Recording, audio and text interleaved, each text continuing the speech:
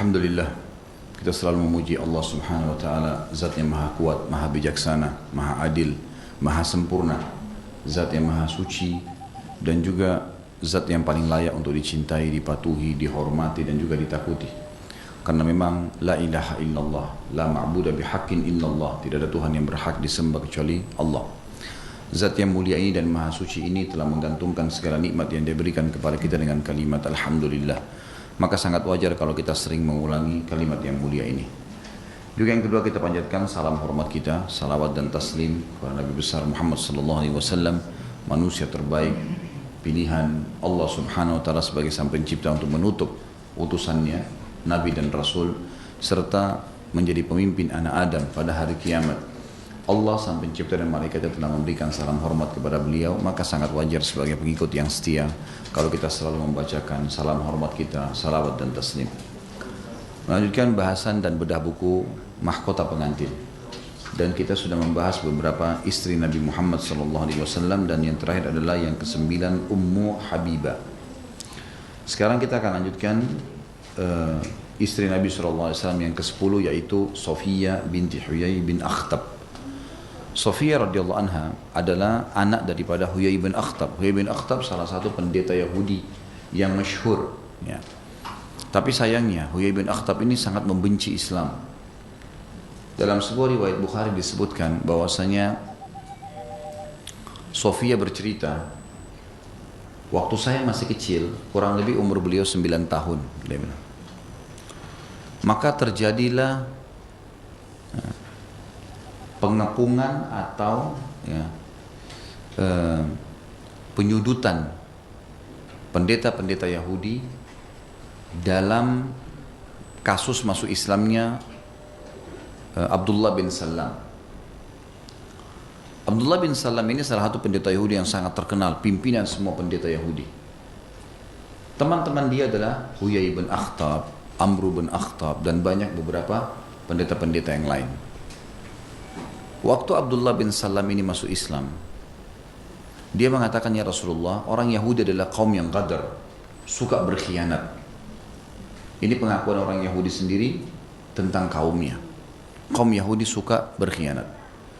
Dan kalau Anda menginformasikan tentang masuk Islamnya saya, tiba-tiba mereka tidak akan percaya. Maka buatlah ya Rasulullah pengepungan, tanda kutip ya, atau penyudutan mereka di sebuah keadaan yang akhirnya mereka tidak bisa pungkiri itu. Undanglah pendeta-pendeta mereka. Maka Nabi SAW mengundang pendeta-pendeta Yahudi, datanglah dari 3 sukunya pada saat itu. Suku Kainuqa, suku Nadhir, dan suku Quraidah. Pimpinan suku Nadhir adalah Huyai bin Akhtab, ayahnya Sofiyah, kepala suku, sekaligus juga dia pendeta. Datanglah beberapa pendeta Yahudi masuk ke masjid Nabi SAW, lalu Nabi SAW mengingatkan mereka, bertakwalah pada Allah hai orang-orang Yahudi, masuk Islamlah, ya. Sesungguhnya aku utusan Allah, dan kalian tahu itu dalam kitab kalian disebutkan Taurat. Kenapa kalian menolak untuk beriman? Kalian sampai hijrah ke Madinah karena kalian tahu ini tempat hijrah saya. Semua sudah jelas buat kalian. Kenapa kalian tidak mau beriman? Mereka bilang, kami tidak yakin kau Nabi, kata orang Yahudi, gitu kan. Lalu kata Nabi SAW, bagaimana pendapat kalian tentang Abdullah bin Salam, pimpinan pendeta-pendeta Yahudi? Kata mereka, dia adalah tuan kami, dia adalah orang alim kami, ulama kami, dan dia orang yang paling baik dan sempurna di antara kami. Abdullah bin Salam radhiyallahu anhu sudah masuk Islam tadi, ya. Dia sembunyi di belakang tembok masjid. Lalu Nabi SAW mengatakan, wahai Abdullah, keluarlah. Abdullah bin Salam keluar lalu mengatakan, hai Yahudi, bertakwalah kepada Allah. Kalian tahu ini Muhammad adalah utusan Allah. Saya sendiri mengucapkan asyhadu an la ilaha illallah wa anna Muhammad Rasulullah. Saya bersaksi tidak Tuhan yang berhak disembah kecuali Allah, dan Muhammad benar hamba juga utusannya. Tiba-tiba orang-orang Yahudi ini betul-betul terbukti gadarnya. Gadar ini tadi, berkhianatnya itu. Tadi dia puji-puji Abdullah bin Salam, sekarang mereka balik mengatakan Abdullah bin Salam adalah orang yang paling bodoh di antara kami, orang yang berkhianat di antara kami, dan dia orang yang tidak mengerti apa-apa, tidak punya kedudukan. Ringkas cerita, Huyai bin Akhtab ini, ayahnya Sofia, bersama dengan teman-temannya pendeta yang lain pulang ke pemukiman mereka. Sofia radhiyallahu anha yang nanti akan jadi istri Nabi SAW di kemudian hari, waktu itu masih umur 9 tahun, dan dia mengatakan, saya pun kaget karena ayah saya membuka pintu dengan keras, dengan kaget gitu kan, dan diikuti oleh paman saya. Lalu biasanya mereka menciumku, tapi kali ini mereka tidak menciumku sama sekali, kata Sofia, karena besarnya masalah yang sedang mereka hadapin. Maka kata Sofia, saya pun mendengarkan pembicaraannya. Ayah saya bertanya kepada saudaranya, apakah memang betul dia? Kata saudaranya pendeta Yahudi juga, iya benar dia. Apakah dia benar yang disebutkan dalam Taurat? Nabi yang kita tunggu-tunggu? Kata saudaranya, iya benar. Lalu kata Huyai bin Akhtab, apa keputusanmu sebagai pendeta Yahudi? Dia mengatakan, saya tetap tidak akan beriman padanya karena dia bukan dari Bani Israel. Saya nggak mau beriman. Huyai bin Akhtab juga bilang, saya juga tidak mau beriman. Gitu. Jadi orang-orang Yahudi ini subhanallah seperti yang dikatakan oleh Abdullah bin Abbas radhiyallahu anhuma. Beliau mengatakan Yahudi itu firman Allah dalam surah Al-Fatihah, ghairil maghdubi alaihim, bukan orang-orang yang kau murkahi ya Allah, waladhdallin, dan orang yang sesat, kata Abdullah bin Abbas. Ini ulama fikihnya sahabat, gitu kan? Karena Nabi SAW pernah menepuk dada Ibnu Abbas sambil berkatakan, Allahumma faqihu fid din. Ya Allah, jadikan dia orang fakih dalam agama. Ibnu Abbas mengatakan tafsir ghairil maghdubi alaihim adalah Yahudi. Orang-orang yang Allah murkai Yahudi karena mereka tahu kebenaran tapi mereka tidak mau ikuti. Dan dolin, sesat, adalah orang-orang Nasrani, mau berdakwah tapi tidak tahu kebenaran. Mereka mengatakan Allah punya anak. Jadi orang-orang Yahudi teman-teman ini kaum Ghadar, memang suka berkhianat. Bahkan Yahudi itu dia tidak merasa bersalah kalau dia harus mengkhianati selain Yahudi, bahkan orang Yahudi sendiri. Dan mereka menghalalkan darahnya, mereka menghalalkan hartanya seluruh muslimin. Saya dan anda yang dihalalkan darahnya dan hartanya oleh orang-orang Yahudi. Gitu kan. Dianggap itu adalah hal yang masalah. Nipu, bunuh, makanya mereka tidak merasa berdosa dengan membantu umat Islam di Palestina misalnya. Seperti itulah. Huyai bin Akhtab ini menjadi salah satu korban yang terbunuh pada saat salah satu dari 3 suku Yahudi ini berkhianat. Saya akan sebutkan kisah ringkas ya tentang 3 suku Yahudi di Madinah, Qainuqa, Nadir, dan Quraidah. Ayahnya Sofia ini adalah radhiyallahu anha adalah pimpinan suku Nadir, suku yang kedua. Pertama Qainuqa, yang kedua Nadir, yang ketiga Quraidah. Ketiga suku ini diusir oleh Nabi SAW dari Madinah. Kedua suku yang pertama Qainuqa dan Nadir diusir dari Madinah. Quraidah dihukum bunuh. Saya ceritakan. Kalau Qainuqa diusir oleh Nabi SAW dari Madinah, akhirnya mereka berkumpul di Khaybar, wilayah Khaybar. Sebabnya adalah karena ada seorang sahabiat Nabi perempuan belanja di pasar Yahudi. Waktu dia lagi belanja, anak-anak muda Yahudi yang milik toko ini godain supaya cadarnya dibuka. Laki-laki godain perempuan supaya cadarnya dibuka. Sahabat ini nggak mau. Liciknya pemilik toko itu, dia cantolkan besi yang tajam di baju sahabat ini tanpa disadari waktu lagi duduk, sehingga pada saat berdiri sobek semua bajunya, gitu kan, kelihatan auratnya. Maka mereka pun si Yahudi ini bersorak-sorak.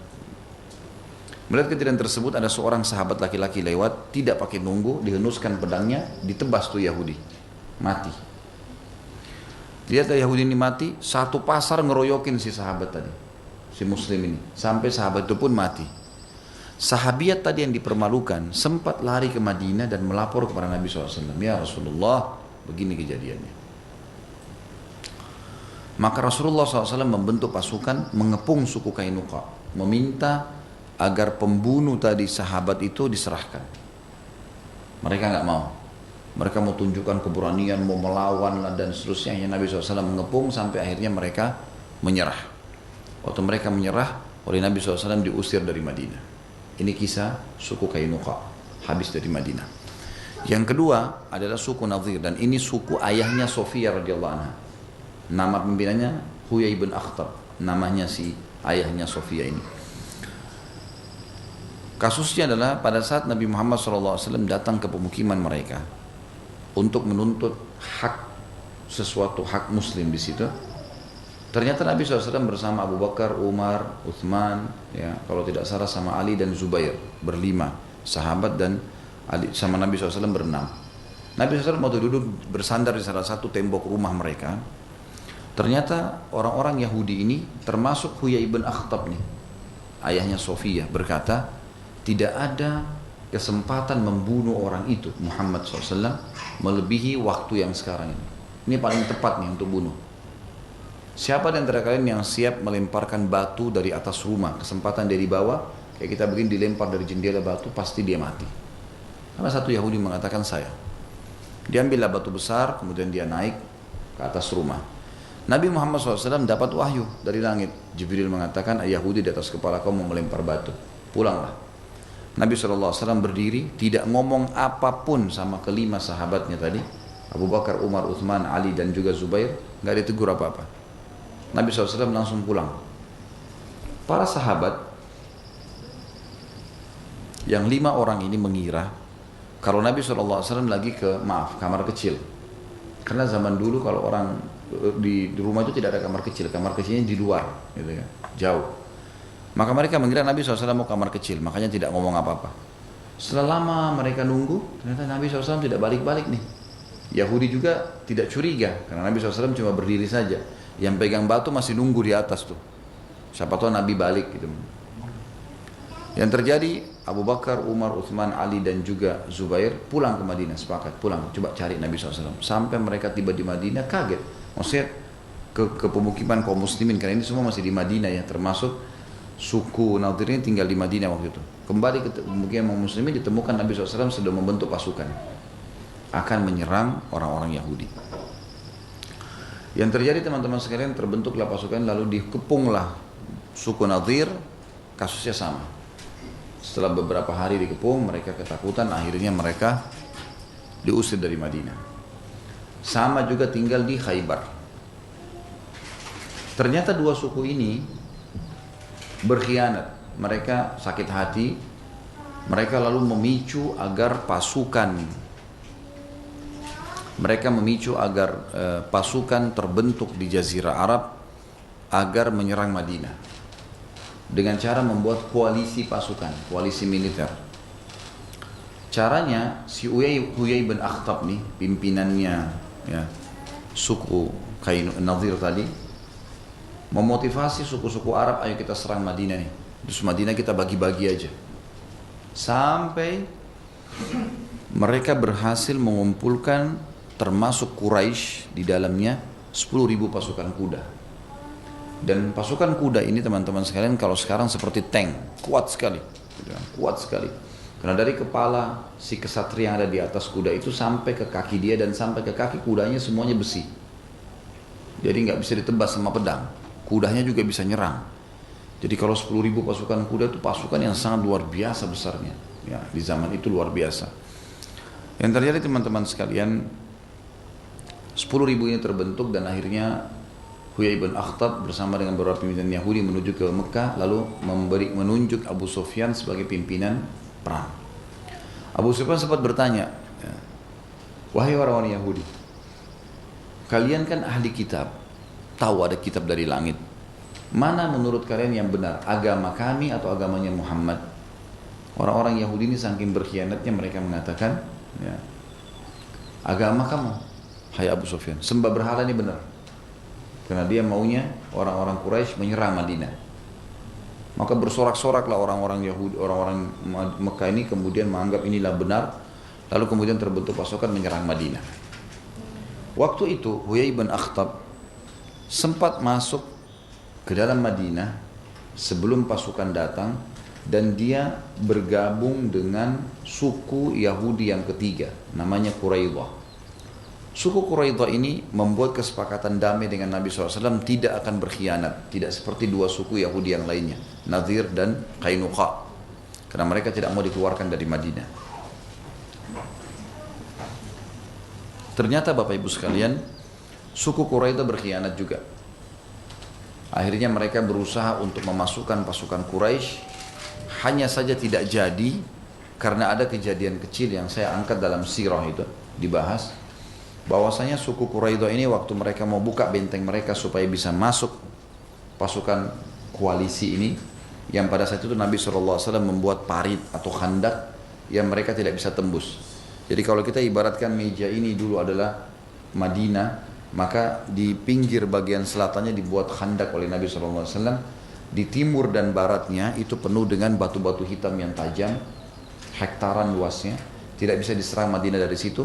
Bagian utara, bagian depan meja ini kalau contoh saja, bagian utaranya adalah penuh dengan pohon-pohon kurma. Dan terlalu jauh orang-orang Quraisy harus putar dari batu-batu tajam ini ke belakang, itu pun mereka harus lewatin kebun-kebun kurma yang lebat, menyusahkan pasukan. Tidak ada jalan lain kecuali menyerang dari selatan. Dan perlu kita tahu, Madinah itu berada di utara Jazirah Arab, Mekah ada di selatan Jazirah Arab. Jadi orang kalau dari Mekah mau ke negeri Syam harus lewat Madinah dulu. Makanya daerah selatan Madinah saja yang dibuatkan parit. Di ujung parit ada bentengnya Yahudi Quraidah. Ini karena benteng jadi tidak dibuat parit, ada temboknya. Mereka punya kesepakatan dengan Nabi SAW di Madinah untuk membela sama-sama. Kalau ada pasukan yang mau nyerang harus bela.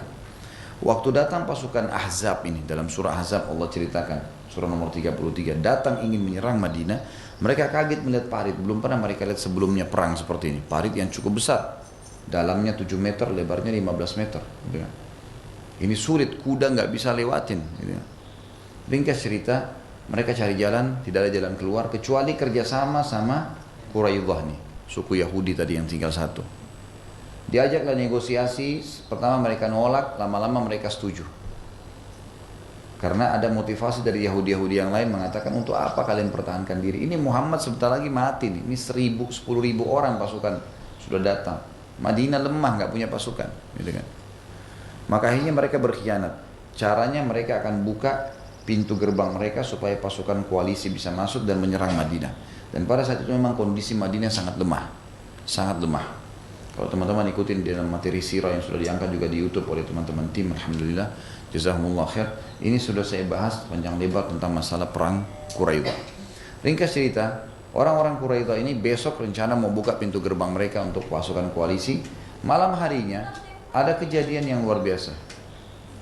Kejadian yang sebenarnya sederhana tapi berpengaruh besar dalam keselamatan muslimin dan juga Madinah.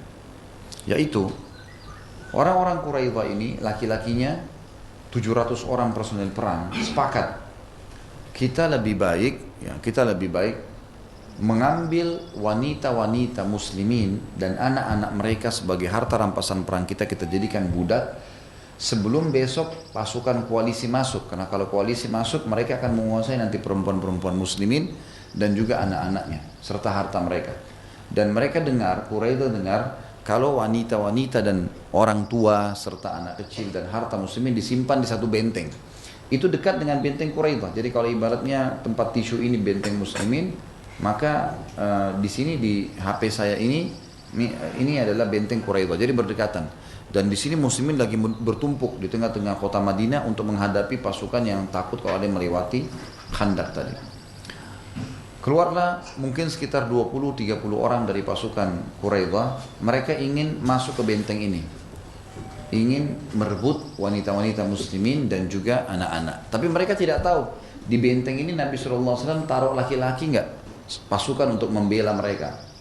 Caranya 20-30 orang ini masuk mendekati benteng, kemudian mereka mengintai, memata-matai. Caranya satu orang naik ke benteng untuk lihat ke atas, kelihatan. Ya.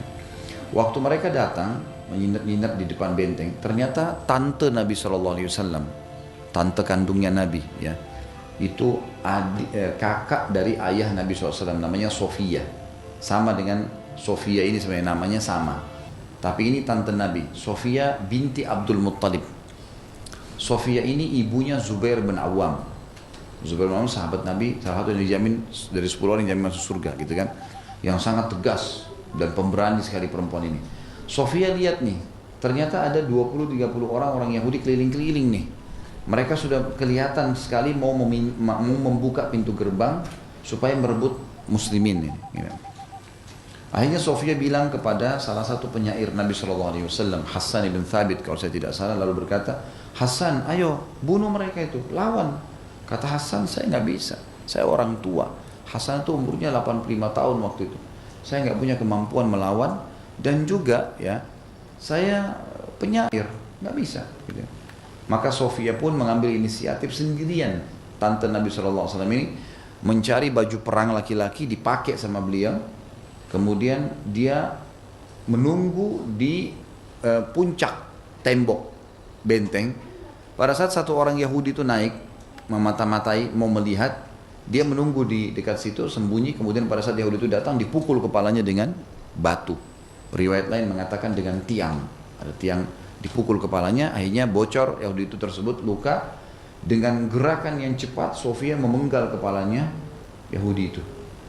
Diambil kepalanya, lalu kemudian Sofia berdiri di tembok, mengangkat dengan tinggi, memperlihatkan ke orang-orang Yahudi yang di bawah itu. Waktu mereka lihat, kaget mereka, ternyata ada laki-laki. Ya.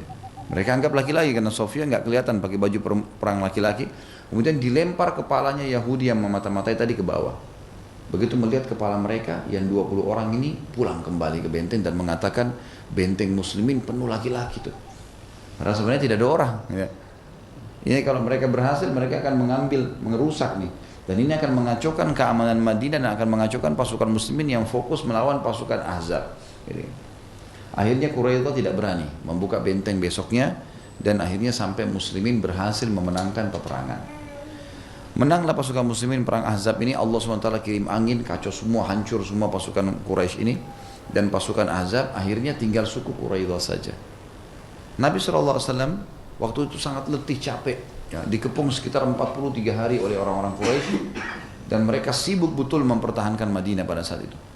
Waktu sudah terbongkar semua pasukan Ahzab ini, pulang semua ke Mekah, maka Nabi SAW pulang ke rumahnya lalu mandi. Begitu beliau mandi, datanglah Jibril AS menjelma menjadi Dihya al-Kalbi radhiyallahu anhu. Dihya al-Kalbi salah satu sahabat yang pemberani dan juga gagah sekali. Jibril kalau menjelma sering menjelma jadi Dihya al-Kalbi. Maka Dihya al-Kalbi mengetok pintu. Saya sebenarnya di Jibril. Lalu Aisyah mengatakan siapa? Lalu Dihya mengatakan Assalamualaikum. Dia salam saja. Dibuka ternyata Dihya. Menurut Aisyah Dihya. Kata dia, mana Rasulullah? Kata Aisyah, lagi mandi. Kata dia, sampaikan ada berita penting yang saya ingin sampaikan. Lalu disampaikan kepada Nabi SAW. Begitu Nabi SAW keluar, Nabi tahu kalau ini Jibril. Gitu kan? Kata Jibril di situ yang menjelma jadi Dihya. Wahai Muhammad, apakah kalian meletakkan senjata-senjata kalian yang manusia sementara kami pasukan malaikat belum meletakkan senjata kami? Allah telah memerintahkan kita untuk menuju ke sana. Ditunjuklah benteng suku Quraidah tadi. Sana. Ini yang telah berkhianat harus dihukum nih. Pergilah Nabi SAW mengiklankan kepada para sahabatnya, Allah menyuruh kalian jangan ada yang sholat asar sore itu juga kecuali di Bani Quraidah, di sukunya mereka, bentengnya mereka. Pergilah para sahabat yang pada saat itu tentunya ada sahabat yang tiba di suku Quraidah maghrib dan mereka belum sempat sholat asar. Ada yang juga sempat sholat asar di jalanan. Lalu terdengar oleh Nabi SAW, Nabi SAW membenarkan keduanya. Nah, beliau mengatakan jangan sholat kecuali di asar, kecuali di Quraidah. Dikepunglah suku Quraidah sampai beberapa hari, akhirnya mereka kehabisan bekal, mereka ketakutan, akhirnya mereka keluar. Waktu itu hukumannya adalah 700 personil perang mereka dibunuh semuanya. Suku Quraisy karena mereka berkhianat. Lalu wanita mereka, anak-anak mereka dibagikan kepada muslimin menjadi harta rampasan perang untuk dididik jalan Islam. Ya.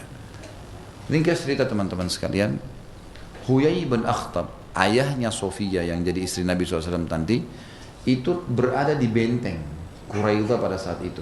Dan dia termasuk korban yang terbunuh oleh pasukan muslimin. Berjalan waktu teman-teman sekalian setelah pasukan Ahzab bubar, Nabi SAW mulai menghukum semua yang partisipasi ikut dalam pasukan Ahzab tadi yang mau menyerang Madinah. Ada banyak suku-suku Arab. Satu persatu diserang oleh Nabi SAW. Terakhir puncaknya yang diserang oleh Nabi adalah Khaybar. Khaybar ini tempatnya dua suku Yahudi yang menjadi penyebab pasukan Ahzab, Qainuqa dan Nadir tadi. Dikepung oleh Nabi SAW. Tentu ada kisah sendiri tentang peperangan Khaybar ini. Ringkas cerita, setelah 40 hari sekian Nabi SAW mengepung, berhasil menembusnya. Dan Sofia menjadi salah satu dari harta rampasan perang Nabi Muhammad SAW. Waktu itu Nabi SAW membebaskan dari keterbudakan dan menjadikan pembebasannya dia itu sebagai maharnya. Dan akhirnya dinikahi oleh Nabi Sallallahu Alaihi Wasallam. Tentu di sini khilaf di antara ulama tentang masalah apakah semua muslim laki-laki boleh wanita yang ditemukan di kancah peperangan dinikahi dengan cara seperti Nabi SAW nikahi Sofia, yaitu dia mengatakan saya bebaskan kau dari keterbudakan, pembebasanmu adalah maharmu. Karena Nabi SAW menjadikan mahar. Jadi Nabi SAW tidak kasih lagi apa-apa ke Sofia. Tidak ada lagi emas, tidak ada lagi harta, tapi pembebasan keterbudakannya. Gitu. Khilaf di antara ulama, ada yang mengatakan ini khusus untuk Nabi SAW, ada juga yang mengatakan ini boleh umumnya kaum muslimin. Dan itu sudah disebutkan oleh penulis di sini.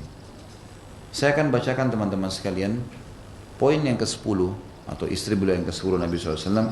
Kemudian beliau menikahi Sofia binti Huyai bin Akhtab radhiyallahu anha, pemuka Bani Nadhir ayahnya, anak keturunan Harun bin Imran, saudara Musa. Jadi ini keturunannya langsung Nabi Harun. Jadi Sofia adalah putri seorang nabi dan suaminya adalah nabi. Ini salah satu wanita tercantik di dunia pada saat itu. Dulunya ia menjadi budak Nabi SAW.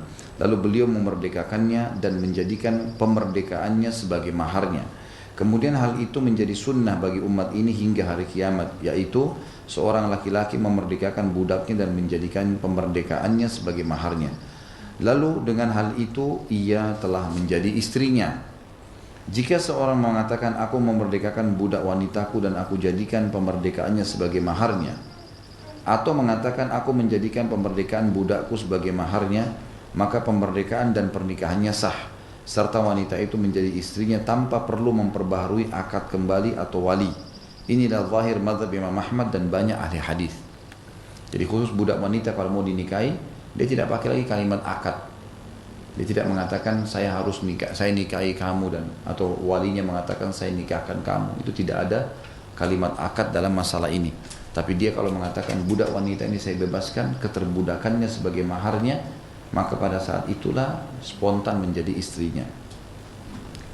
Segolongan ulama berpendapat bahwa ini berlaku khusus untuk Nabi Muhammad SAW. Ini termasuk perkara yang dikhususkan Allah bagi beliau dalam pernikahan yang tidak berlaku bagi umatnya. Ini pendapat 3 imam dan para ulama yang sejalan dengan mereka. Maksudnya Imam Syafi'i, Imam Abu Hanifah dan Imam Malik. Namun yang sahih ialah pendapat pertama, karena pada pasalnya tidak ada pengkhususan hingga terdapat dalil yang menunjukkan hal tersebut. Ketika Allah mengkhususkan untuk Nabi dengan menikahi wanita yang menghibahkan dirinya, maka Allah Subhanahu wa taala berfirman mengenai hal tersebut, surah Al-Ahzab ayat 50. A'udzu billahi minasyaitonir rajim, khalisatan laka min dunil mu'minin. Sesungguhnya sebagai pengkhususan bagimu, bukan untuk semua orang mukmin. Ya. Namun Allah tidak menyatakan hal ini berkenaan dengan wanita yang dimerdekakan, dan tidak pula Rasulullah SAW mengatakan untuk memutuskan umatnya dari mencontohi hal itu. Jadi maksudnya semua muslim boleh melakukannya. Pada saat dia menang dari medan perang, dia dapat harta rampasan perang wanita yang jadi budaknya, dia boleh bebaskan dan menjadikan pembebasannya sebagai maharnya dan menikahinya. Allah SWT membolehkan menikahi wanita mantan istri anak angkat agar hal itu tidak menjadi suatu ganjalan bagi umatnya dalam hal menikahi wanita mantan istri anak angkatnya. Ini untuk kita jelaskan tentang kisah Zainab binti Jahsh. Ini menunjukkan bahwa jika beliau melakukan pernikahan maka umatnya berhak mencontohinya selama tidak ada nas dari Allah dan Rasulnya mengkhususkan atau memutus untuk menirunya. Ini sudah jelas. Ya. Baik.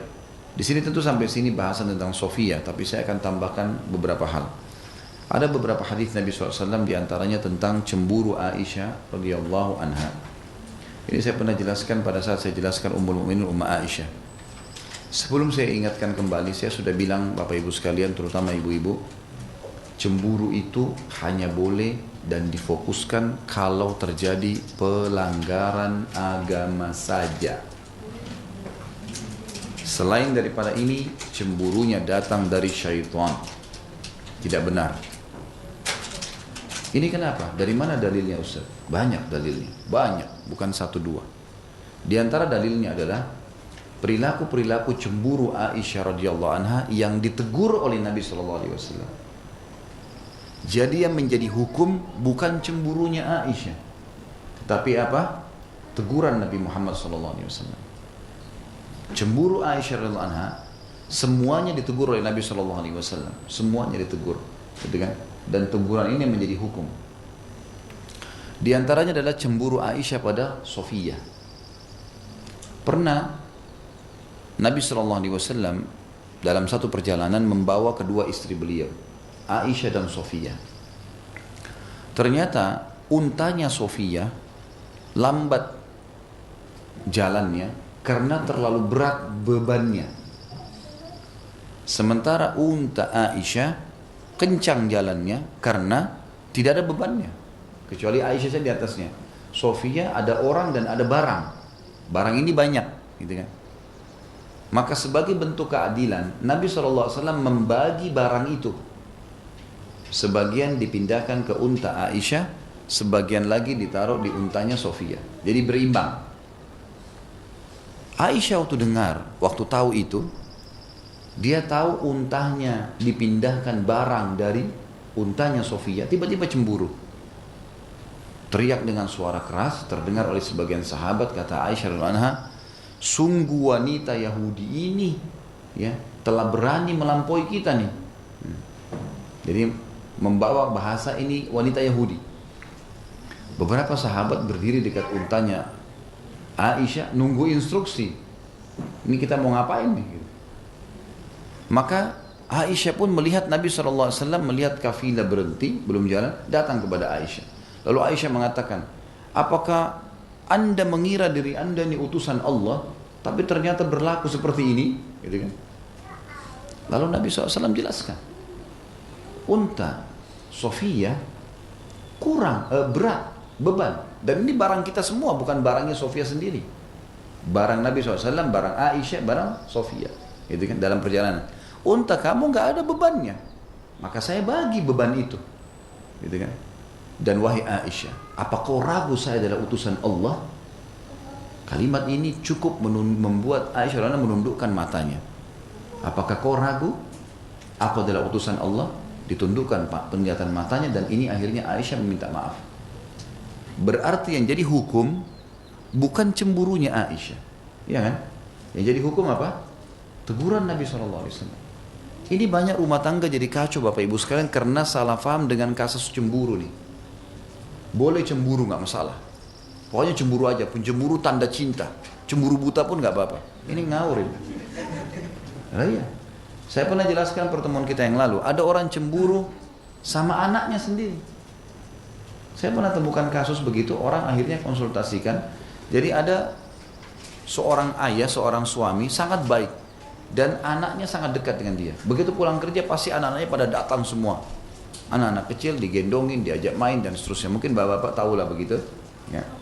Saya pun kadang-kadang di rumah menghadapi hal yang sama. Kalau begitu saya masuk, mereka dengar suara saya pada lari dekatin gitu. Ngobrol-ngobrol, bercanda sama anak-anak ini. Banyak istri tidak paham nih, kalau ini anak-anaknya sendiri nih. Begitu lagi main sama ayahnya, oh kalau sama anak-anak perhatian, kalau sama saya tidak. Loh, ini anakmu loh ini. Apa yang mau dicemburuin nih? Hah? Ini kan salah ya. Ini karena cemburu buta, salah. Ada istri cemburu dengan mertuanya. Siapa mertuanya? Wanita seperti dia, mertua perempuannya misalnya. Sementara suaminya secara hukum syar'i tetap wajib menomorsatukan siapa? Ibu ayahnya. Sampai ulama mengatakan masuk dalam durhaka pada orang tua kalau seorang suami membiarkan istrinya dulu di depan di mobil bersama dia sementara ibunya di belakang. Durhaka tuh. Kecuali ibunya yang bilang, udah nak saya di belakang. Tak boleh. Maka setiap muslimah harus tahu kalau suami dia ini ibunya harus dinomorsatukan. Lebih dari dia memang. Sebagaimana nanti dia juga kalau punya anak mantu akan sama. Kan itu. Akan sama kasusnya. Dia punya anak laki-laki, anak laki-lakinya sama, mendahulukan dia dari istrinya dia nanti. Hukum itu turun-temurun memang begitu. Gitu kan? Jadi harus difahami, ini cemburu yang salah. Sampai ada laki-laki yang banyak kasus memutuskan hubungan sama ibunya durhaka gara-gara istrinya.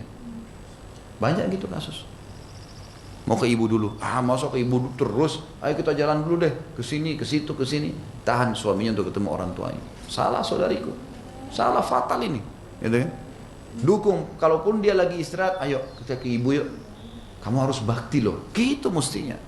Ini tuh. Setelah selesai setengah jam, 1 jam di rumah ibu, ayo kita kemana? Silakan.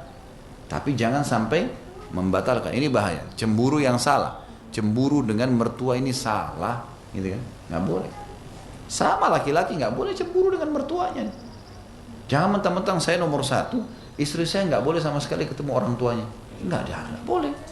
Bagaimana caranya mau dihapus nasabnya nih? Bagaimanapun tetap itu ayahnya, gitu kan? Bagaimanapun tetap ibunya. Walaupun saya nomor 1, saya boleh dahulukan urusan khidmah, pelayanan, tapi setelah itu istri saya boleh ketemu sama orang tuanya, gitu kan? Harus kita tahu nih. Hati-hati cemburu yang salah nih, ya. Cemburu yang salah ini akan mengacaukan rumah tangga. Demi Allah Bapak Ibu sekalian, cemburu yang salah tempat ini, ya. Ini setelah saya survei banyak kasus rumah tangga, itu karena cemburu buta, hancur, cerai gara-gara itu. Cemburu yang bukan pada tempatnya nih. Kalau bukan pelanggaran agama, jangan cemburu, nggak boleh. Nabi Muhammad SAW pernah menemukan Asma binti Abi Bakar. Ini iparnya beliau nih, ya. Asma ini kakaknya Aisyah. Menikah sama Zubair bin Awam. Asma ini wanita yang sangat luar biasa, istri yang tidak bisa digambarkan, luar biasa. Dia ceritakan dirinya, dia bilang, saya setiap pagi mengambilkan Zubair air dari sumur yang jauh, memikul dengan pundaknya. Saya menguruskan semua makanannya, pakaiannya, sampai saya menggantikan sepatu kudanya. Jadi saking baktinya sama suaminya luar biasa, terkenal. Satu waktu Asma ini lagi mikul barang berat. Nabi SAW lewat dengan beberapa orang sahabat, dilihat Asma lagi mikul barang. Nabi SAW turun lalu mengatakan naiklah, disuruh naik ke unta. Nabi SAW waktu Asma udah naik ke atas, Nabi SAW naik juga di unta itu. Jadi kalau kita sekarang kayak boncengan, ya. Tapi unta itu kan ada lengkungan punggungnya, ya. Jadi terpisah memang, tapi naik di situ. Jalanlah bersama dengan sahabat di tempat umum. Di tempat umum ini. Bukan berduaan di gunung atau. Ini di tempat umum, tidak ada khalwat di sini karena rame-rame. Begitu tiba di rumah Zubair bin Awam, pas tiba depan rumah Zubair ada di situ. Zubair ini orangnya cemburuan luar biasa, gitu kan. Turunlah Nabi SAW, lalu Nabi mengatakan, turunlah wahai Asma, turun Asma. Begitu melihat Zubair, langsung dia turunkan pandangannya, takut sama suami, dia mengatakan, saya diajak oleh Rasulullah. Lihat bagaimana sahabat mengontrol cemburunya. Zubair senyum lalu mengatakan, wahai Asma, apa saya akan cemburu dengan Rasulullah SAW? Nggak mungkin itu. Nggak ada kecurigaan sama sekali di sini.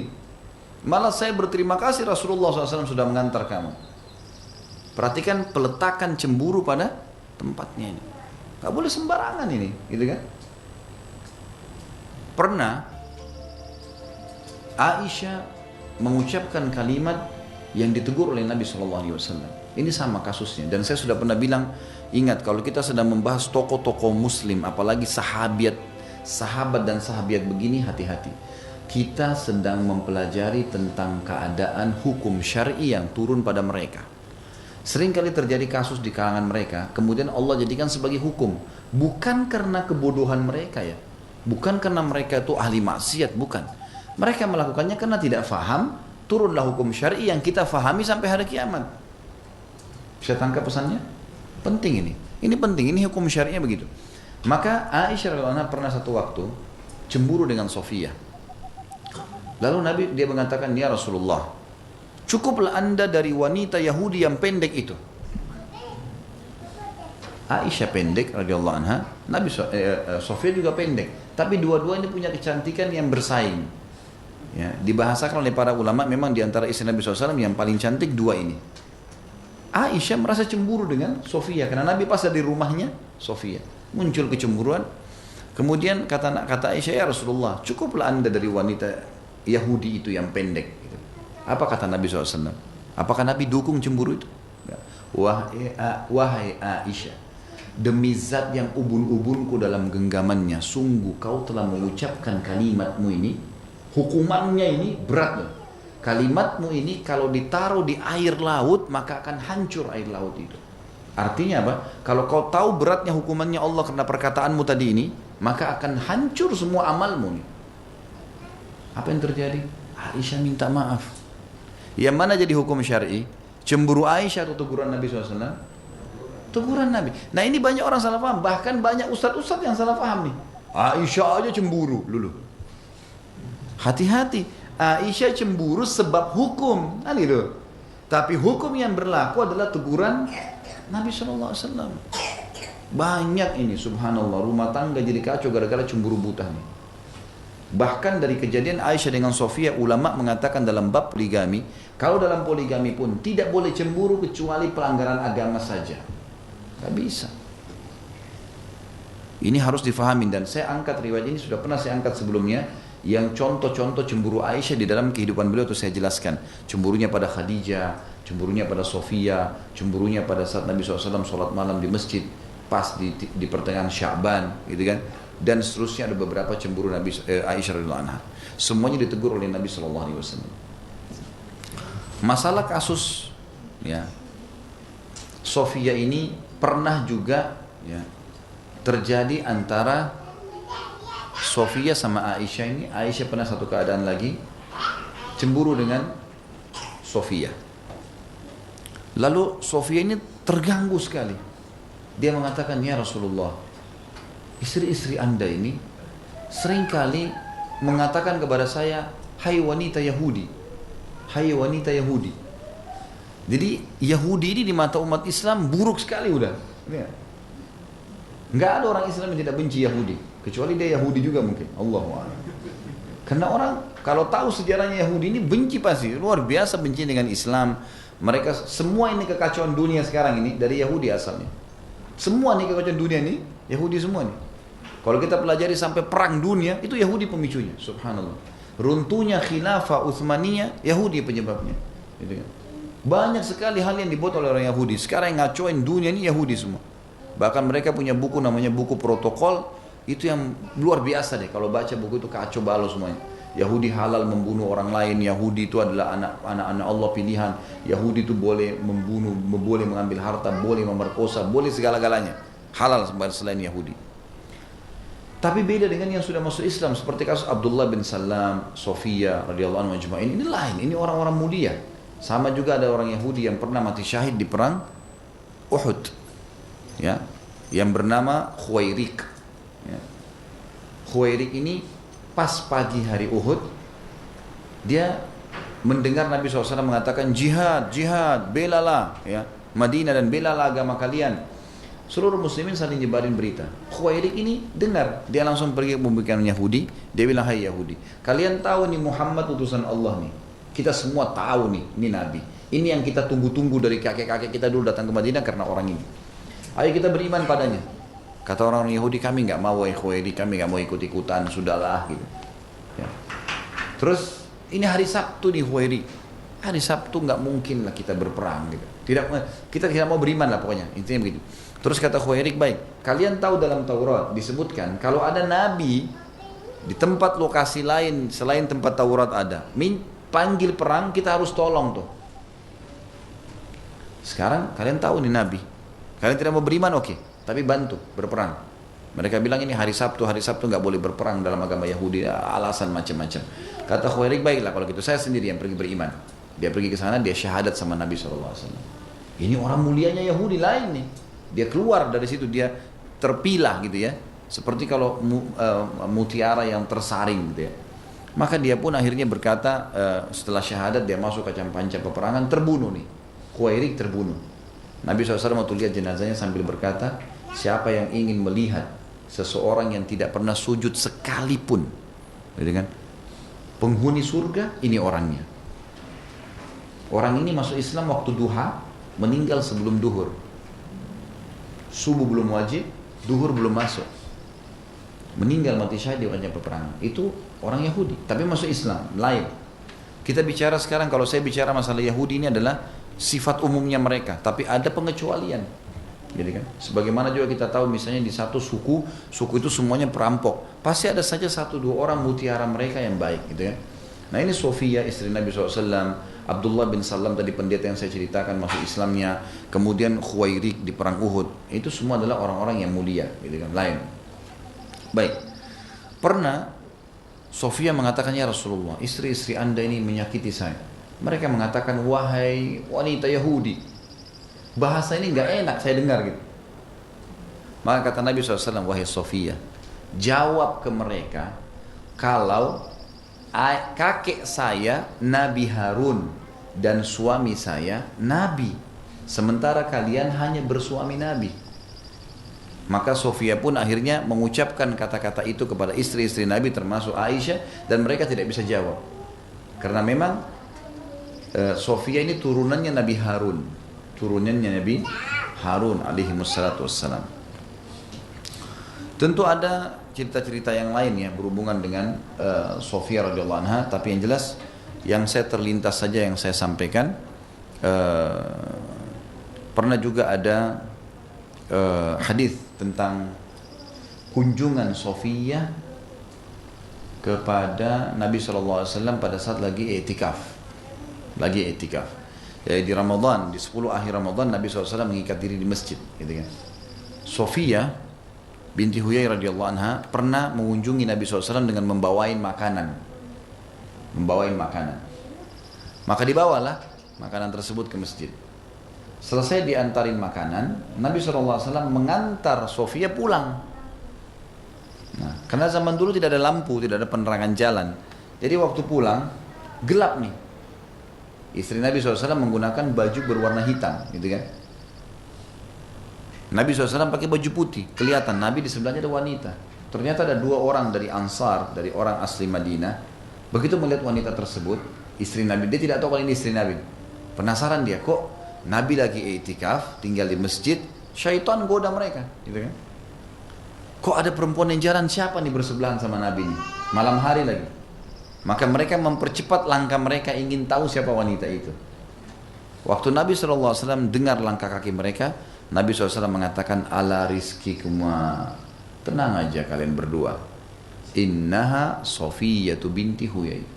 Ini Sofia binti Huyai, istri saya. Nggak usah kalian curiga, gitu. Maka mereka berkata, subhanallah, maha suci Allah, gitu. Kata Nabi SAW, hati-hatilah, karena syaitan mengalir dalam tubuh manusia seperti mengalirnya darah.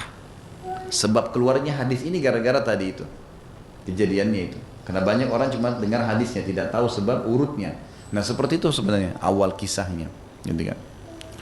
Kemudian juga pernah satu kali dalam riwayat Bukhari, Umar bin Khattab ini orangnya tegas, termasuk dengan istri-istri Nabi sendiri.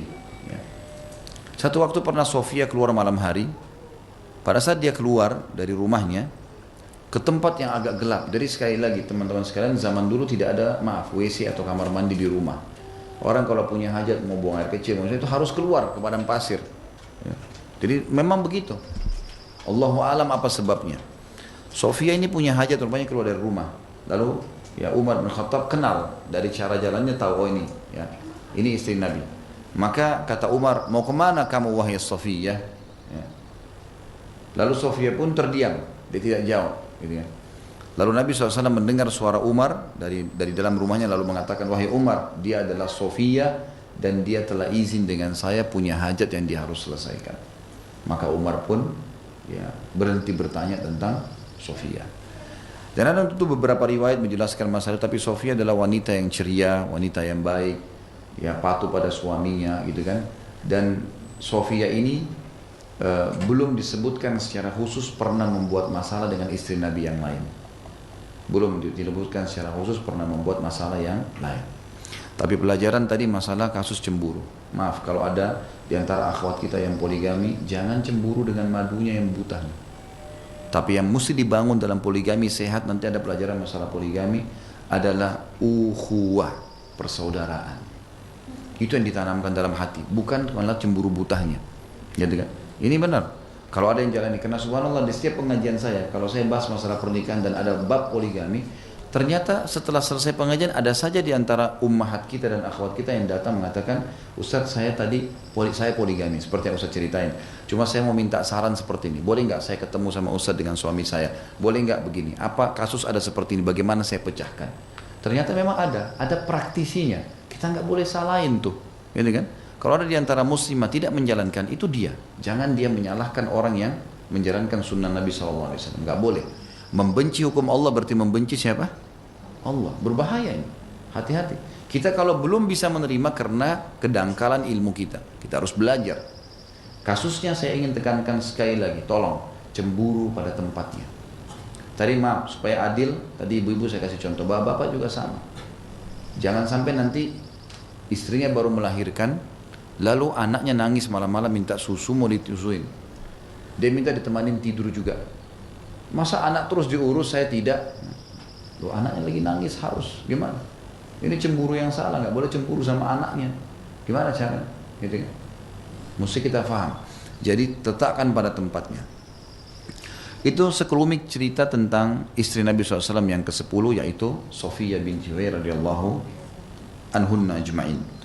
Yang ke-11 dan ini istri Nabi SAW yang ke-11 karena Nabi SAW menikahnya 11 orang. Dan saya sudah bilang di awal bab kita, ini khususiyatun Nabi SAW, khusus buat Nabi. Kalau buat umatnya maksimal menikah 4. Tapi kalau Nabi SAW memang memiliki 11 orang pasangan. Kemudian beliau menikahi Maimunah bintil Haritha al-Hilaliyah radhiyallahu anha. Inilah wanita terakhir yang dinikahi oleh Nabi SAW. Beliau menikahinya di Mekah saat umrah qadha setelah tahallul darinya. Menurut pendapat yang sahih konon sebelum tahallul darinya ini pernyataan Ibnu Abbas tapi ia ragu-ragu sebab orang yang menjadi mediator di antara keduanya untuk melangsungkan pernikahan lebih tahu tentang kisah ini yaitu Abu Rafi'. Ia mengabarkan bahwasanya Nabi SAW menikahinya ketika sudah halal atau sudah tahallul. Kenapa ini dibahas teman-teman sekalian? Karena kalau anda lagi umroh dan haji, maka siapapun yang sedang menggunakan ihram tidak boleh menikah, tidak boleh melamar, dilamar, menikah dan menikahkan. Dilarang nih. Sampai sudah selesai tahallul. Kalau udah cukur baru boleh. Misal gini, kalau bapak ibu misalnya lagi umroh terus bapak ibu punya anak gadis. Ini anak gadis baik, saya ingin carikan jodoh yang baik. Subhanallah di antara jemaah umroh ada laki-laki yang soleh kita lihat. Kemudian di bus dari Madinah sama Mekah lagi baju ihram, bapak ibu, bapaknya misalnya dekatin mengatakan, "Nak, apa kau sudah nikah?" Tanya laki-laki itu. Dia mengatakan belum, lalu terjadi ada pembicaraan menikah. Ini maksudnya seperti melamar, ini nggak boleh kalau lagi baju ihram. Kalau selesai tahallul boleh, nggak masalah. Itu kan tidak masalah. Bahkan dalam orang yang sedang menggunakan kain ihram tidak boleh berbicara yang mengundang syahwat walaupun suami istri. Ini tidak boleh, gitu kan? Nah di sini dikatakan dalam buku kalau yang pegang bukunya tahu di situ disebutkan khilaf di antara dua sahabat Ibnu Abbas radhiyallahu anhu dengan Abu Rafi' radhiyallahu anhu. Ibnu Abbas mengatakan dalam riwayatnya kalau Nabi SAW menikahi Maimunah sebelum tahallul. Jadi kesannya kan Nabi SAW bertolak belakang dengan larangan yang beliau sampaikan, gitu kan? Penulis buku mengatakan yang dipegangi oleh umumnya ulama adalah bahwasanya yang lebih tepat riwayat khusus masalah pernikahan dengan Maimunah Abu Rafi'. Abu Rafi' ini sahabat Nabi yang memang menjadi mediator menikahnya Nabi Muhammad SAW dengan Maimunah. Dan dia mengatakan kalau Nabi SAW menikahi Maimunah justru setelah halal, maksudnya setelah tahallul. Setelah mencukur rambut, sudah selesai, barulah beliau menikahi Maimunah. Ia mengatakan, aku menjadi mediator di antara keduanya. Ibnu Abbas ketika itu berusia 10 tahun atau lebih. Ia tidak mengetahui kisah itu dan tidak menghadirinya. Sementara Abu Rafi' adalah laki-laki yang sudah balik, pada tangannya lah kisah tersebut berlangsung dan ia lebih tahu mengenai hal itu.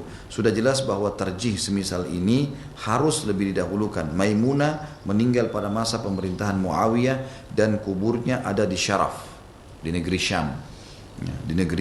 Syam. Maimunah bintul Haritha al-Hilaliyah ini ada juga yang mengatakan dia berasal dari suku Yahudi Quraidah. Ya.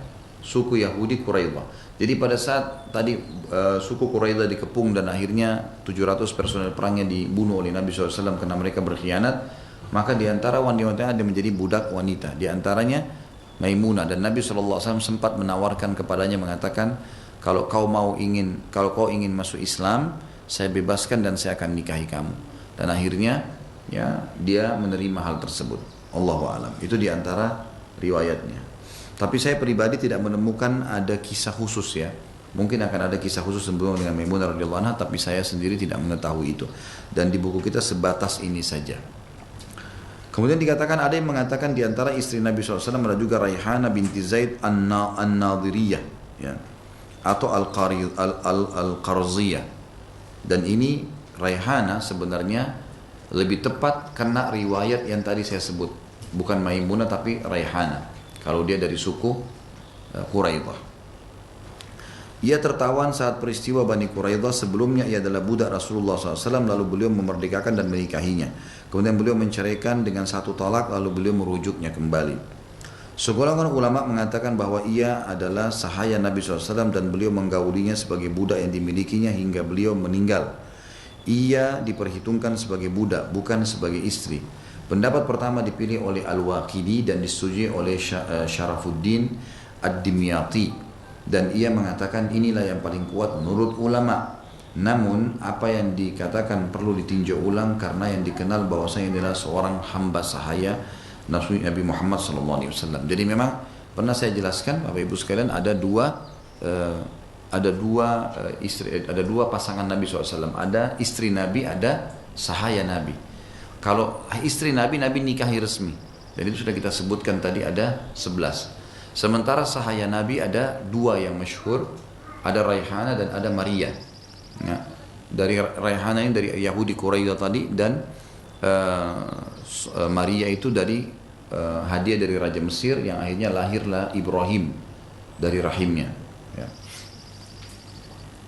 Mereka adalah istri-istrinya yang dikenal yang telah beliau gauli. Adapun wanita yang beliau pinang tapi tidak beliau nikahi adalah wanita yang menghibahkan dirinya kepada beliau tapi beliau tidak menikahinya. Sebanyak 4 atau 5 orang. Maksudnya ada wanita yang menawarkan diri tapi Nabi SAW tidak nikahi. Jadi kan cuman ulama masukkan dalam kategori wanita yang pernah terlintas dalam hidup Nabi SAW. Sebagian ulama mengatakan mereka berjumlah 30 orang wanita yang sempat menawarkan diri kepada Nabi SAW. Dan ini sudah pernah saya jelaskan Bapak Ibu sekalian, tidak aib dalam Islam kalau kita menawarkan diri kepada orang salihah kalau laki-laki, atau wanita menawarkan dirinya pada laki-laki yang saleh, tapi dengan koridor sesuai dengan koridor syar'i. Bukan di sini khalwat berdua dan seterusnya atau melakukan hal-hal haram, tidak. Tapi yang dilakukan adalah mereka ya menyebutkan saya punya minat untuk menikah. Apakah Anda punya minat? Sebagaimana wanita pernah datang di masjid menemui Nabi SAW dan mengatakan saya ingin menikah dengan Anda ya Rasulullah, saya hibahkan diri. Seperti itulah. Nanti Nabi SAW masalah terima atau tidak itu adalah haknya dia. Tapi ini bukan aib. Sebagaimana juga bukan aib sebagai orang tua kita menawarkan seseorang untuk nikah dengan anak kita. Ini bukan aib. Tapi tolak ukurnya memang adalah masalah agama. Dan bukan kita membiarkan anak kita pacaran sehingga membuat hal yang haram. Apalagi hamil di luar nikah, ini hukumnya haram dalam agama, tidak boleh. Tapi kita melakukan sesuai dengan atau dalam koridor syar'i. Sebagian ulama mengatakan mereka berjumlah 30 orang tadi. Para ahli sirah Nabi tidak mengenal hal tersebut, bahkan mereka mengingkarinya. Yang paling terkenal ya, menurut mereka bahwa beliau datang kepada Al-Juwainiyah untuk menikahinya. Lalu beliau menemuinya untuk meminangnya, namun ia berlindung darinya. Maka beliau memintakan perlindungan untuknya dan urung menikahinya. Jadi ini ada satu wanita namanya Al-Juwainiyah. Al-Juwainiyah ini ada riwayat menjelaskan Bapak Ibu sekalian. Kalau yang pegang buku ditandain, karena itu tidak ditebalkan. Al-Juwainiyah ini wanita pernah dinikahi oleh Nabi SAW dalam satu riwayat. Kemudian pada saat ketemu dengan Nabi, dia sempat mengatakan, jadi ada beberapa orang dari sukunya bilang, kau nanti kalau sudah menikah dengan Nabi dan akan masuk, Nabi akan bertemu dengan kau di malam pertama, ucapkanlah, saya berlindung kepada Allah yang Maha Agung dari kamu. Seperti orang bilang, kalau dari syaitan, a'udzubillahi minasyaitonir rajim. Dia bilang a'udzu billahi minka, gitu kan. Nabi SAW waktu dengar itu mengatakan, kau telah memohon perlindungan dengan zat yang maha mulia, maka silahkan kau pergi. Maka terceraikanlah Juwainiyah. Itu yang ada riwayat menyebutkan masalah itu, ya, karena dia mengucapkan kalimat tadi. Kemudian juga dari sini katakan, namun ia berlindung dari Nabi SAW, maka beliau memintakan perlindungan untuknya dan urung menikahinya. Maksudnya di sini urung menggaulinya. Demikian pula dari suku Al-Kalbiyah, seorang wanita lain, dan juga wanita yang beliau lihat terdapat bercak putih di kulitnya, lalu beliau urung menggaulinya. Dan wanita yang menghibahkan diri kepada beliau, lalu beliau menikahkannya dengan orang lain dengan mahar surah Al-Quran, inilah yang dihafal. Wallahu a'lam. Jadi ternyata selain istri-istri Nabi tadi ada 4 orang wanita, dan bukan sampai puluhan tadi jumlahnya, karena beliau di sini menekankan dalam buku bahwasanya yang dikenal adalah 4 orang wanita yang ada yang sempat dinikahi, ada yang tidak sempat dinikahi, lalu Nabi SAW membatalkan niat beliau. Tidak ada perselisihan bahwa beliau wafat dengan meninggalkan 9 istri, dan beliau menggilir 8 orang dari mereka, yaitu Aisyah, Hafsah, Zainab binti Jahsh, Ummu Salamah, Sofiyah, Ummu Habibah, Maimunah, Sauda, dan Juwairiyah radhiyallahu anhum ajma'in. Jadi di sini Nabi SAW menggiling mereka, dan ini kalau orang poligami dia harus bisa menggilir waktu, dan itu keadilan dihitung dari 2, penggiliran waktu dan juga dari nafkah yang diberikan. Selain daripada ini tidak ada kewajiban. Seperti masalah kecenderungan hati, itu akan sulit, ya, akan sulit dibagi. Dan Allah SWT mengatakan kalian tidak akan pernah bisa adil, ya, walaupun kalian menjaganya, maksudnya dalam kecenderungan hati. Karena itu memang sebabnya Nabi SAW waktu ditanya oleh para sahabat, siapa wanita yang paling kau cintai, beliau menyebutkan Aisyah, gitu kan. Dan istri-istri Nabi yang lain tahu kalau Aisyah adalah wanita yang paling dicintai, karena penyuluhan hati tidak bisa. Siapa yang paling baik pelayanannya, paling santun, pasti akan bisa mengambil hati suaminya, seperti itu. Istri pertama yang menyusul Nabi setelah kematiannya adalah Zainab binti Jahsh pada tahun 20, ya. Dan yang paling akhir meninggal dunia adalah Ummu Salamah pada tahun 62 pada masa kekhilafan Yazid. Wallahu a'lam. Jadi ini sudah selesai masalah istri-istri Nabi. Sekarang kita bahas sahaya wanita Nabi Muhammad SAW. Abu Ubaidah mengatakan Nabi SAW memiliki 4 sahaya. Maria, yaitu ibu dari anak beliau yang bernama Ibrahim, lalu Raihana, dan budak lainnya yang beliau dapati di antara tawanan, serta budak wanita yang diberikan Zainab binti Jahsh kepadanya. Dan ini disebutkan dalam Zadul Ma'ad. Zadul Ma'ad, ya. Tentu di sini dalam hukum syar'i, ini hukum syar'i, gitu kan. Kita kalau bicara hukum syar'i tidak bisa bicara masalah perasaan. Memang di dalam hukum syariat Islam, sahaya itu digauli tanpa pernikahan pun sah. Ya, jadi tidak ada pernikahan. Kalau dia nikahi, maka itu lebih afdal. Ini hukum syar'inya begitu. Seperti misalnya Maria tidak dinikahi oleh Nabi SAW.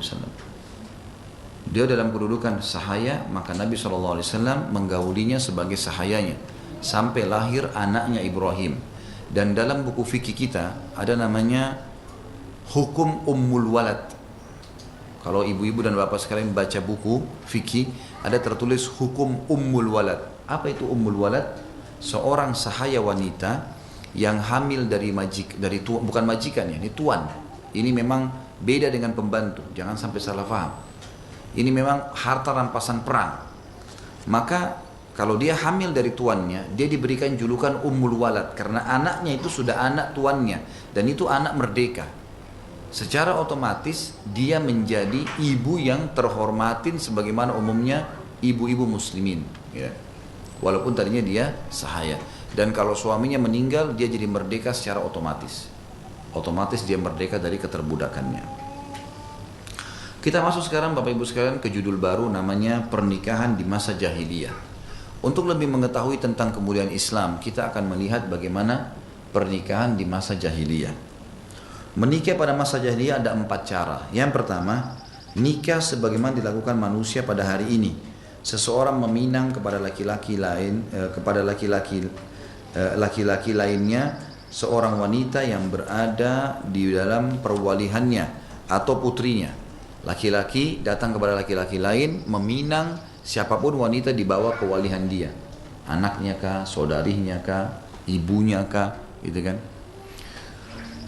Lalu ia memberikan mahar kepadanya, kemudian wali menikahkannya dengan perempuan tadi. Yang kedua, seorang laki-laki mengatakan kepada istrinya, jika ia telah suci dari haidnya, pergilah kepada si fulan dan bersetubuhlah dengannya. Lalu suaminya menjauhinya dan tidak menggaulinya selamanya hingga tampak kehamilannya dari laki-laki yang menggaulinya. Jika sudah tampak kehamilannya, maka suaminya menggaulinya jika mau. Sang suami hanyalah melakukan hal itu karena ingin mendapatkan anak. Nikah ini disebut dengan nikah istibda. Ini haram. Suami tidak punya anak atau punya anak, tetapi dia lihat ada laki-laki yang kekar, yang perkasa, yang pemberani, punya jabatan, apalah, kecerdasan. Lalu dia bilang sama istrinya, bergaullah sama laki-laki itu. Dia yang suruh, suaminya yang suruh. Nah, setelah bergaul, berapa kali pun bergaul, selama digauli oleh si laki-laki itu, suaminya tetap satu suami tapi dia tidak mau gauli istrinya. Sampai memang betul-betul hamil dari laki-laki itu. Kalau sudah dia tahu hamil, baru dia mau gauli istrinya kalau dia mau. Ini pernikahan haram dan tidak boleh. Tapi ini ada di zaman jahiliyah. Sekali lagi pernikahan jahiliyah nih. Yang ketiga, sejumlah orang, kurang dari 10 orang berkumpul lalu mereka menemui seorang wanita. 10 orang laki-laki menggauli satu wanita. Mereka semua menggauli wanita itu. Jika wanita itu hamil lalu melahirkan dan telah lewat beberapa malam setelah melahirkan, maka ia menyuruh mereka datang. Si perempuan minta 10 laki-laki datang semua ke dia. Tidak ada seorang pun dari mereka yang kuasa menolaknya. Harus patuh. Karena perempuan ini telah memanggil mereka karena sudah digauli oleh laki-laki tadi. Hingga ketika mereka telah berkumpul di hadapannya, maka ia mengatakan kepada mereka, kalian sudah tahu tentang urusan kalian. Sungguh aku telah melahirkan dan ini adalah anakmu, wahai fulan. Dia tunjuk laki-laki yang dia mau. Ia menyebut laki-laki yang disukainya dengan menyebut namanya. Akhirnya anak itu diberikan kepadanya dan laki-laki itu tidak kuasa menolaknya. Ini nikah yang ngawur, gitu. Tapi seperti itulah. Ini ada di zaman jahiliyah. Perempuan ini punya kedudukan, gitu kan? Karena punya kedudukan, dia boleh bergaul sama laki-laki mana saja. Baik itu sengaja atau dia jebak, sama hukumnya. Kalau dia bilang, saya sudah digauli oleh laki-laki ini, maka laki-laki itu kemudian dia hamil, dikumpulin semua sama dia, lalu dia panggil. Setelah dia melahirkan, dia panggil, dan dia ini semua harus datang. Hukum adatnya begitu. Semua laki-laki yang pernah gauli 10, 20 orang disuruh datang semua, lalu dia tunjuk siapa yang dia suka di antara mereka. Misal laki-laki yang nomor 3, kamu yang nomor 3 ini, kamu ayahnya anak ini. Maka secara otomatis itu menjadi suaminya. Ya, gitu. Naudzubillah, ini tentu kejahilan. Kemudian yang keempat, banyak orang berkumpul lalu menemui seorang wanita. Wanita tersebut tidak menolak siapa saja yang datang kepadanya. Ia adalah pelacur. Wanita itu menancapkan bendera sebagai tanda depan pintu rumahnya. Jadi zaman dulu kalau pelacur itu taruh bendera depan rumahnya. Sayangnya sekarang kita ini kalau merayakan kemerdekaan, kalau zaman dulu tuh pasang bendera. Jadi tapi bendera ini memang khusus. Jadi orang tahu, oh bendera ini kayak kita sekarang pakai bendera kuning orang mati, apalah gitu. Ini ada benderanya khusus gitu. Siapa saja menginginkannya bisa menemuinya. Jika ia hamil lalu melahirkan, maka mereka berkumpul kepadanya dan mereka mengadakan undian untuk mereka. Setelah itu mereka memberikan anaknya kepada laki-laki yang mereka pandang pantas. Ia pun mengambilnya dan mengakui anaknya. Ia tidak menolak hal itu. Saat Nabi SAW diutus dengan membawa kebenaran, beliau membatalkan semua pernikahan jahiliyah kecuali nikah yang dilakukan manusia pada hari ini. Jadi ini cara-cara pernikahan jahiliyah dulu, kebodohan tentunya, ya kebodohan.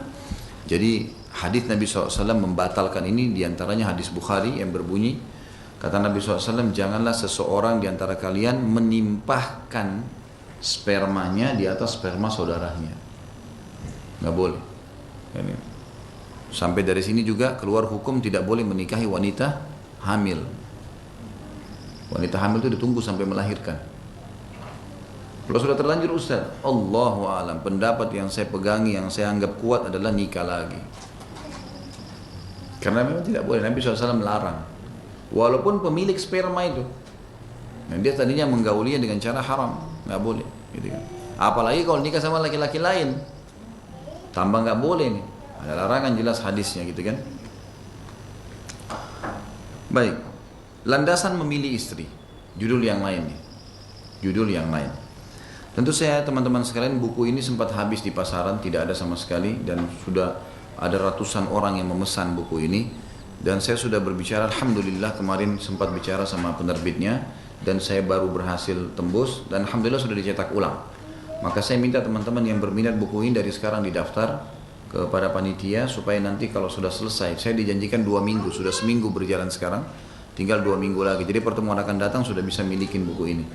Dan buku ini sudah saya bilang adalah buku yang sangat bagus diberikan hadiah kepada kerabat atau teman kita yang mau menikah. Termasuk juga dihadiahkan kepada saudara yang masih gadis atau saudara yang masih gadis, saudara yang masih bujang. Karena tidak boleh kita mengajarkan orang masalah rumah tangga tiba-tiba ditumpukin sebelum menikah, sebelum akad nikah 2-3 jam. Saya sudah jelaskan itu kan. Banyak itu orang tua itu. Anaknya mau akad nikah besok, hari ini ayahnya panggil 2 jam kursus cepat. Habis itu selesai lagi stres, ibunya lagi panggil 2 jam. Ini untuk kehidupan 50 tahun, 60 tahun ke depan di kursus 2 jam, bagaimana caranya? Nggak mungkin. Makanya jauh sebelumnya, gitu kan, itu harus memang difahamin oleh mereka sampai ke masalah hal-hal yang peka. Masalah biologis pun memang sudah harus ditanamkan. Harus jelas buat mereka. Baik. Landasan memilih istri dalam agama Islam diangkat oleh penulis yang pertama, dalilnya adalah surah Al-Baqarah 221. Ayat 221. Kata Allah Subhanahu wa taala, a'udzubillahi minasyaitonir rajim, wala amatun mu'minatun khairum min musyrikatin walau a'jabatkum.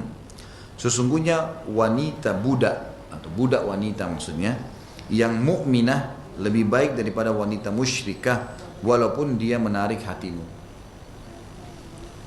Dari ayat ini diambil sebuah pelajaran bahwasanya harus mendahulukan keimanannya. Jadi kalau ketemu antara wanita musyrikah, wanita kafir, cantik, kaya segala, ketemu dengan budak wanita ya, dalam Islam, dia mau pilih mana yang dia nikahi, lebih baik dia menikahi budak ini, dibebasin lalu dinikahi sama dia. Surah At-Tahrim ayat 5 Allah berfirman, a'udzubillahi minasyaitonirrajim, asa rabbuhu in tallaqakunna an yubdilahu azwajan khairan minkunna muslimatin mu'minatin qanitatin taibatin abidatin saihatin thayyibatin wa abkara. Jika Nabi menceraikan kalian, ini ayat turun waktu istri-istri Nabi buat masalah tuh. Saya pernah jelaskan, saya jelaskan Hafsah ya. Hafsah anak Umar radhiyallahu anhu majma'in pernah buat masalah nih. Hafsah pernah mengajak istri-istri Nabi yang lain untuk minta dinaikkan nafkah. Jadi, saya sudah jelaskan pernah kisahnya. Turunlah ayat ini. Allah mengingatkan, jika Nabi menceraikan kalian, wahai istri-istri Nabi, boleh jadi Allah akan memberi ganti padanya dengan istri yang lebih baik daripada kalian, yang patuh, yang beriman, yang taat, yang bertaubat, ya, yang mengerjakan ibadah, yang berpuasa, yang janda ataupun yang perawan. Ulama tafsir mengatakan sebutan tentang sifat ini harusnya setiap muslim mencarinya untuk istri. Pertama, yang didahulukan adalah yang patuh, yang beriman. Makanya saya bilang Bapak Ibu sekalian, pendidikan anak laki-laki dan perempuan berbeda. Didik anak perempuan kita memang terbiasa patuh. Begini contohnya. Kalau anak perempuan, ibu-ibu terutama pasti tahu masalah ini. Kalau ibu mau anaknya ibu perempuan patuh dan akan selalu bisa mudah ibu atur, gitu kan? Maka dari kecil biasakan ibu yang mengatur semua, jangan berikan opsi pilihan. Misal gini, ini ibu mau kok pakai baju ini nak, langsung kasih. Biasanya ini ibu masak ini makan ya, jangan kasih opsi. Sekali bapak ibu buka untuk anak perempuan opsi, nak kamu mau pakai merah atau biru, mulai besok dia tidak akan pakai kecuali yang dia suka. Gak bisa diatur. Memang dasarnya diarahkan ke situ, itu fitrahnya. Kalau anak laki-laki berbeda, memang diajak bermusyawarah, nak kamu mau pakai apa? Karena dia seorang pemimpin, dia menentukan keputusan. Itu pun anak laki-laki walaupun sudah diberikan opsi begitu, dia masih sering bilang sama ibunya, ibu pilihin deh. Kalau anak perempuan tidak mungkin, mustahil. Dia akan nangis, tidak jadi pergi ke acara yang kita ajak kalau tidak pakai baju yang dia suka. Ini alami, ini fitrah. Mendidik anak harus begitu. Makanya memang perempuan fitrahnya harus dilatih untuk patuh. Patuhnya pada hal-hal yang tidak melanggar agama tentunya. Ya, tidak melanggar agama. Ini penting. Dan patuh ini pada hal yang ma'ruf ya. Kata Nabi SAW, innama ta'atu fil ma'ruf. Kepatuhan pada hal yang ma'ruf, yang dibolehkan dalam agama. Tidak hina seorang wanita pada saat suaminya mengatakan, ayo kita pergi, ayo. Ayo kita makan, ayo. Kita di rumah saja, baik. Itu demi Allah, ibu-ibu terutama, ambil dari saya kata-kata ini rahasianya. Ibu-ibu demi Allah pasti suaminya tambah sayang. Suami itu malah kalau tidak dibangkang, ya, tidak dipentang, itu malah yang muncul rasa sayang dan prihatin. Ya. Itu yang ada. Yang beriman, bapak-bapak ingat, ibu-ibu juga kalau mau anak laki-lakinya menikah, cari yang beriman, wanita mukminah. Karena fitrah laki-laki, dia akan suka sekali perempuan kalau di rumah. Subhanallah, saya ketemu dengan banyak jemaah pengajian saya sudah beragam macam warna kulit, poster tubuh, paras wajah, model, macam-macam nih modelnya murid-murid saya nih. Subhanallah. Datang kepada saya, apapun kegiatannya, sampai pernah ada orang yang baru taubat punya masalah banyak nih. Bagaimana harapannya punya istri yang bagaimana? Yang patuh, yang di rumah, yang baik, yang soleha, yang bisa bangunin saya sholat malam, Ustaz. Fitrahnya laki-laki butuh wanita soleha. Sebagaimana perempuan butuh laki-laki yang soleh. Jadi jangan pernah mengkhayal, ibu-ibu bilang misalnya, saya berharap sekali saja suami saya temani saya, imami saya sholat malam. Sebelum nikah tidak cari orang yang sholat malam. Ini mengkhayal namanya. Dia selalu kalau malam begadang, tidur, merokok, main game, buang-buang waktu. Ya itulah hidupnya dia. Terus tiba-tiba mau mimpi imamim sholat malam. Kalau imam pun sholat malam bacanya salah semua. Salah pilih dari awal. Antum laki-laki nih, berharap wanitanya Masya Allah muslimah, begitu bangun tidur, bersihin rumah, masakin, terus sambil baca Quran, dengar ceramah, anak-anak diajarin doa-doa. Tapi nikahnya sama wanita yang tidak seperti itu dari awal, nggak mungkin. Itu mengkhayal namanya, mustahil. Makanya harus cari dari awal yang beriman. Ya. Kemudian yang taat, taat maksudnya taat kepada Allah SWT. Kemudian dikatakan muslimatin, mukminatin, qanitat. Sebenarnya qanitat ini lebih tepat terjemahannya bukan taat ya. Qanit itu orang yang lama ruku dan sujudnya. Itu bahasa langsungnya, bahasa khususnya, bahasa globalnya. Qanit itu adalah orang yang patuh beribadah. Patuh beribadah itu lebih tepat. Kalau taat saja kurang jelas. Makanya kalau dikatakan qanit berarti laki-laki yang lama ruku dan sujud, selalu patuh. Qanitah artinya wanita yang lama ruku dan wanita yang lama sujud. Yang bertaubat, taibat, selalu segera kembali ke jalan Allah kalau salah. Ini ciri pasangan yang baik. Kemudian abidat yang selalu mengerjakan ibadah-ibadah, saihat yang selalu berpuasa di siang hari. Thayyibah, thayyibatin wa abkara, janda ataupun perawan. Nah ini juga berarti menyebutkan tentang tidak masalahnya seseorang menikah dengan janda. Itu bukan aib. Itu bukan aib. Terakhir kita tutup dengan surah Al-Ahzab ayat 35. Bunyinya a'udzubillahi minasyaitonirrajim, innal muslimina wal muslimati wal mu'minina wal mu'minati wal qanitina wal qanitati was sadiqina was sadiqati was sabirina was sabirati wal khashiina wal khashiati wal mutasaddiqina wal mutasaddiqati was saimina was saimat والصائمين والصائمات والحافظين فروجهم والحافظات والذاكرين الله كثيرا والذاكرات أعد الله لهن مغفرة وأجرا عظيما. Ini ciri-ciri pasangan ideal laki-laki dan perempuan. Kata Allah SWT, sesungguhnya laki-laki dan perempuan yang muslim. Ini nomor satu, muslim. Jangan pernah nikah sama non-muslim. Laki-laki dan perempuan yang mukmin, lebih bagus lagi kalau mukmin. Apa bedanya muslim sama mukmin? Muslim itu baru mengerjakan 5 rukun Islam saja. Salat, Allahu Akbar. Allah ada nggak ya? Malaikat catat nggak ya amalnya? Ini saya terima nggak hari kiamat? Surga itu ada nggak ya? Ini masih muslim, belum mukmin. Mukmin itu Allahu Akbar, Allah ada. Ini benar diperintahkan dalam Al-Quran. Ini benar dicontohkan Nabi SAW. Ini benar membawa saya masuk ke dalam surga. Mukmin, yakin betul. Itu namanya. Muslim minimal. Lebih tinggi mukmin. Laki-laki dan perempuan yang tetap dalam ketaatan, istiqamah. Gitu kan? Jadi memang cari pasangan yang hadir pengajian itu rutin. Ada orang subhanallah kapan sempat. Lain dengan orang yang memang jadwalin tuh. Setiap minggu di mana jadwal ini atau setiap hari jadwal di mana dia coba hadir. Ini orang-orang yang istiqamah nih. Kemudian laki-laki dan perempuan yang benar. Sebenarnya di sini bukan masalah benar ya.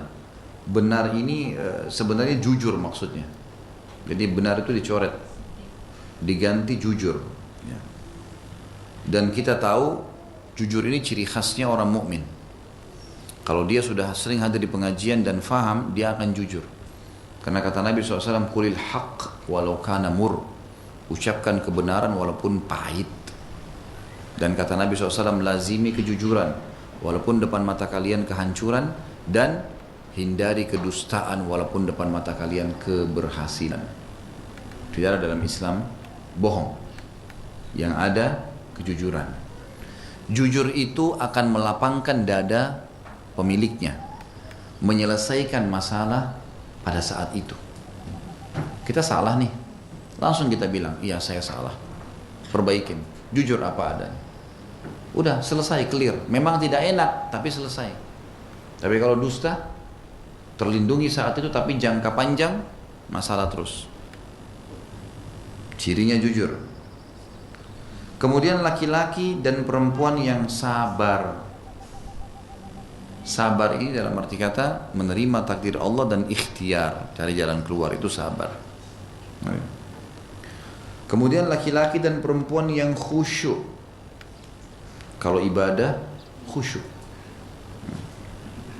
Laki-laki dan perempuan yang suka bersedekah, memberi orang lain. Laki-laki dan perempuan yang rajin berpuasa. Laki-laki dan perempuan yang memelihara kehormatannya, maksudnya kemaluannya, nggak sembarangan disentuh sama orang. Ya. Ini saya pernah ingatkan ibu-ibu, hati-hati, banyak perempuan salah paham. Dia suka laki-laki itu, kemudian dia pikir kalau dia gampang disentuh, berarti laki-laki itu akan nikah sama dia. Ini salah. Semua perempuan yang gampang disentuh oleh laki-laki pasti, kalaupun sudah nikah, dianggap remeh sama suaminya. Tidak ada perempuan yang jaga kehormatannya, tidak mau sembarangan disentuh. Mau sentuh saya silakan, tapi nikah. Kalau enggak. Jelas. Kalau enggak mau ya enggak usah. Kecuali pasti selama menikah pun akan dihormati oleh suaminya. Laki-laki dan perempuan yang banyak menyebut nama Allah, berzikir. Allah telah menyediakan untuk mereka ampunan dan pahala yang besar. Pertanyaannya di sini, dari mana saya tahu Ustadz kalau pasangan saya itu, ya, kalau pasangan saya itu seperti tadi ciri-cirinya, mukminah misalnya, apalagi cirinya tadi suka bersedekah, sabar, jujur, kan itu. Dari mana saya bisa tahu? Saya pernah jelaskan. Kalau kita boleh berkomunikasi dengan calon yang akan menikah dengan kita, tapi tidak boleh ada pelanggaran. Misal bertanya, kamu pada saat weekend, liburan, minggu, malam minggu, maaf, afwan, kegiatannya apa? Oh saya kalau weekend ke karaoke. Saya kalau hari Jumat itu udah keluar kota sama teman-teman saya, hilangin penat kerja. Ngapain di sana? Ya ke diskotik, ke karaoke, nanti Minggu balik lagi, gitu kan. Boleh kita tanya, Afwan, merokok nggak? Boleh kita tanya, ya. Boleh kita datangkan contoh kasus. Maaf, pada saat terjadi sebuah masalah, masalah itu misalnya seperti ini, kan gitu. Bagaimana kamu menanggapinya? Misal, kalau saya menikah nanti, saya menjadi suami atau saya menjadi istri, kemudian terjadi kasus ada sesuatu yang kamu tidak senang dan sempat saya melanggar. Bagaimana kamu memecahkan permasalahannya? Boleh kita bertanya. Mungkin dia mengatakan, ya sudah saya nasihatin. Oh kalau memang itu pelanggarannya terjadi, saya sudah ingatkan, maka saya akan marah. Saya akan ceraikan, saya akan begini dan akan begitu. Banyak hal yang bisa disebutkan, kita tahu gitu. Kemudian juga tentang masalah puasa, ya, menjaga khusyuk dalam sholat, menjaga kehormatan kemaluan. Ini boleh orang bertanya, apa memang kalau sholat gimana ya? Hadir nggak di masjid? Ya. Kemudian bagaimana tanggapan kamu tentang orang yang berpacaran? Boleh nggak secara umum? Kalau kita tanya apa kau pernah pacaran, mungkin orang bisa dusta. Tapi bagaimana tanggapan kamu tentang pacaran dalam Islam? Menurut kamu di pribadi, boleh nggak pacaran itu?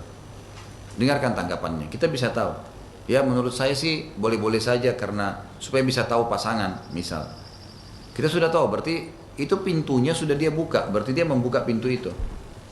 Ini sekali lagi cuman pertanyaan yang dibutuhkan hanya untuk memastikan saja. Dan itu sebatas mungkin ditulis tulisan kalau kita sekarang di WhatsApp misalnya. Tidak ada sesuatu pelanggaran agama di situ, tidak ada komunikasi yang bisa mengundang hal-hal yang haram. Karena nggak mungkin orang menikah tanpa komunikasi dulu yang dibolehkan secara syariah. Makanya saya pernah sebutkan ada riwayat beberapa sahabat kalau mereka ingin menikah maka mereka bertanya, gitu kan? Pernah ada seseorang menikahi istrinya Umar bin Khattab. Waktu Umar bin Khattab meninggal dunia, seorang sahabat menikahi istrinya Umar bin Khattab. Sudah tua istrinya Umar bin Khattab nih.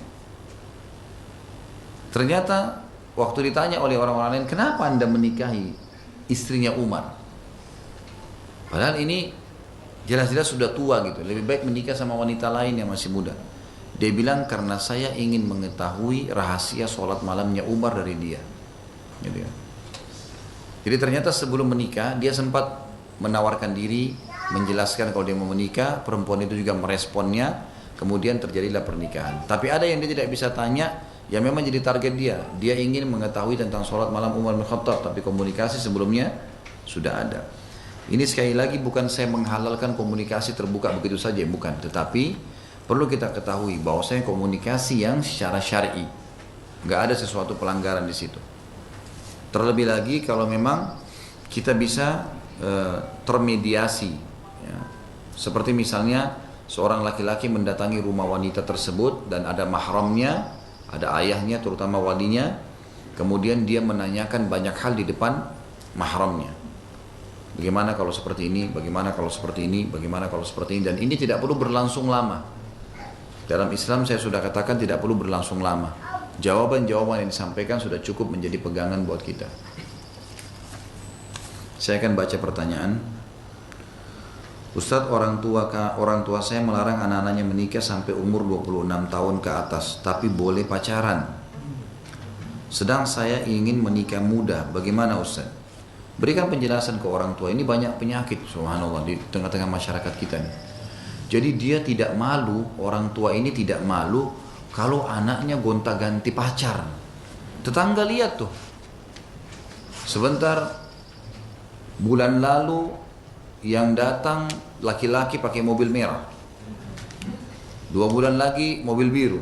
Wajahnya sudah beda. Bulan lalu datang kulitnya putih, sekarang kulitnya hitam. Datang 6 bulan kemudian datang gemuk, mobilnya hitam, lain, dan seterusnya. Tapi nggak malu.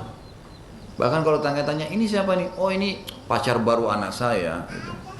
Kan yang kemarin mana? Oh, udah putus. udah cocok itu, ini, nggak masalah. Tapi kalau nikah, pasang tenda untuk nikah, aib. Ini aib besar ini. Nikah muda, wah aib tuh. Subhanallah. Ini persepsi yang salah. Dan ini dari awal bahasan kitab kita saya sudah bahas itu. Kalau ini sebenarnya bahasan yang salah yang harus diperbaiki. Baik, bagaimana peran seorang anak? Apa yang harus dia lakukan? Yang pertama dia menasihatin orang tuanya. Dia sampaikan baik-baik. Kalau hukum syar'i itu, hukum agama, saya ikut pengajian, tidak ada hubungannya melakukan ibadah dengan prestasi dunia.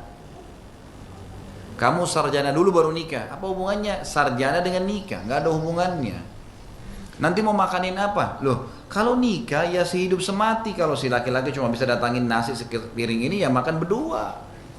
Memang sudah begitu resikonya. Makanya perempuan yang nikah juga yang sepadan, kan gitu. Ya udah biarin dia hidup, biarin dia kerja. Orang setelah menikah akan ada perasaan tanggung jawab. Dia akan kerja tuh si laki-laki. Istrinya yang sekarang jadi pendampingnya siap untuk hidup sama-sama dengan dia. Ya? Kalau kita menghubungkan dengan prestasi dunia, banyak orang begitu, orang tua egoisnya. Dia sih ada pasangannya, bisa lampiaskan biologis. Anaknya dia nggak mau pusing. Pokoknya kamu sarjana, sudah sarjana, tunggu dulu nak, kerja dulu. Sudah kerja nih kesian ke Kalimantan, kemana, ke Sumatera, tugas 2 tahun, pulang. Begitu pulang, mau nikah, ibu mau nikah ayah. Sebentar, beli rumah dulu. Ini itu sampai umur anaknya 35 tahun, 37 tahun baru nikah. Nggak apa-apa kok anak laki-laki laku. Emang laku, tapi hatinya dia terbakar tuh. Kesian dia. Kebutuhan biologis tuh nggak bisa dibendung. Nggak bisa dibendung. Kan gitu. Jadi ini perlu diketahui. Jadi sampaikan apa adanya. Kalau tidak ada hubungannya menikah dengan prestasi dunia. Kalau ditanya lagi kembali oleh orang tuanya, lalu kamu mau kasih makan apa nak? Makan apa yang saya makan ayah. Makan apa yang saya makan ibu. Lalu perempuan mana yang mau menikah seperti itu? Asal ibu dan ayah ridhoi, saya akan cari. Saya akan cari.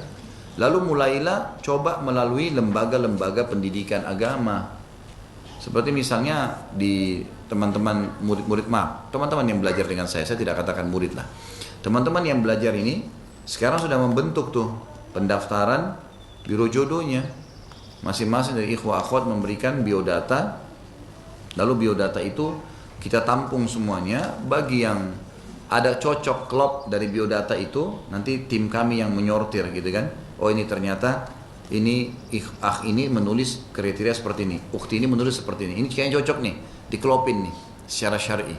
Ini ukhti ada ikhwah begini, ini ada ukhti begini, kan gitu. Minat nggak? Kalau minat, oke, baik. Ini loh biodatanya, kita kasih biodatanya. Ya. Masalah follow up nanti akan kita pandu untuk memfollow up secara syar'i kepada orang tua si wanita. Ya, dengan. Kalau dibutuhkan tim ini, maka biasanya saya belum tahu sekarang teman-teman sudah sampai pada tingkat membantu mendatangi wali wanita atau tidak. Tapi yang jelas, alhamdulillah sudah banyak yang menikah. Sudah banyak yang menikah. Alhamdulillah. Ya. Jadi yang pertama nasihatin, yang kedua berdoa kepada Allah Subhanahu Wa Taala semoga Allah membukakan hati kedua orang tua kita.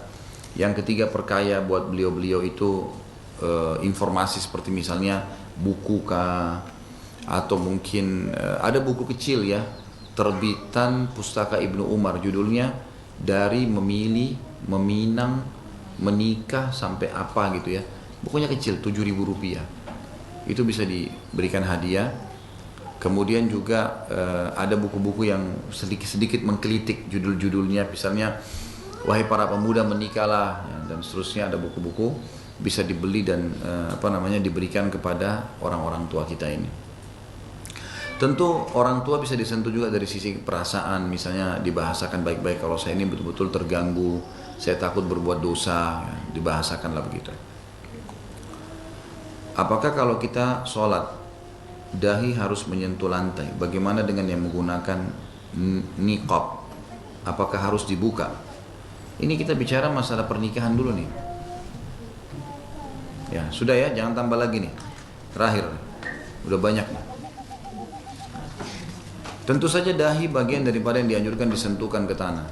Itu sunnah Nabi SAW. Kata beliau dalam hadis sahih, saya diperintahkan sujud dengan 7 anggota tubuh, dahi sama hidung 1, kemudian 2 telapak tangan, 2, 3, 2 lutut, 4, 5, dan 2 telapak kaki, 6, 7. Nah, disunnahkan meletakkan dahi memang di lantai. Memang sudah begitu. Maka bagi akhwat kita memang yang mau sujud, dianjurkan agar bagian dahinya memang terbuka. Ya. Artinya kalaupun ada niqabnya atau ada jilbabnya maka ditarik sedikit saja. Dan tentu di tempat sholatnya wanita kan tertutup juga. Ya, kebanyakan tertutup. Atau kalau tidak dia cari tempat yang di pojok, dia bisa sholat yang terhindar dari fitnah laki-laki. Ya. Dan insya Allah, setahu saya ya, kita bersangka baik dengan saudara-saudara kita muslim. Kalau sudah wanita masuk di saf perempuan, nggak ada tuh dari saf laki-laki orang mau lihat-lihat, nyari-nyari. Ya, kan begitu. Jadi insya Allah nggak usah terlalu khawatir. Ya, yang khawatir itu kalau kita di tempat umum mungkin. Suami saya ketahuan oleh saya sudah menikah siri dan dengan wanita malam, dan menurutnya wanita tersebut ingin bertaubat dan berhijrah. Apakah saya harus menerima dengan lapang dada, Pak Ustaz? Saya ingin mengikhlaskan, Pak Ustaz, dengan syarat silahkan kalian hidup dan pulang sebulan sekali saja ke saya sebagai istri pertama. Karena agar saya fokus ibadah dan tidak memikirkan hal yang tidak-tidak. Karena saya pikir juga sudah tua dan ingin mencari surga Allah, dan agar mereka tahu juga bahwa berumah tangga itu bukan hanya cinta saja tapi akan banyak biduk dalam rumah tangga itu. Ya. Baik, ini saya bisa tangkap beberapa hal ya.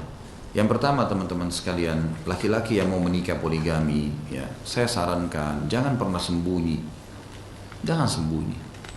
Bahasakan baik-baik ke istri. Oh, istri saya masih belum bisa terima. Ya harus bisa buat dia terima. Bagaimana caranya membahasakan dengan santun, dengan baik, menuntun dengan ilmu syar'i, gitu kan? Dan memang mempersiapkan kejiwaan.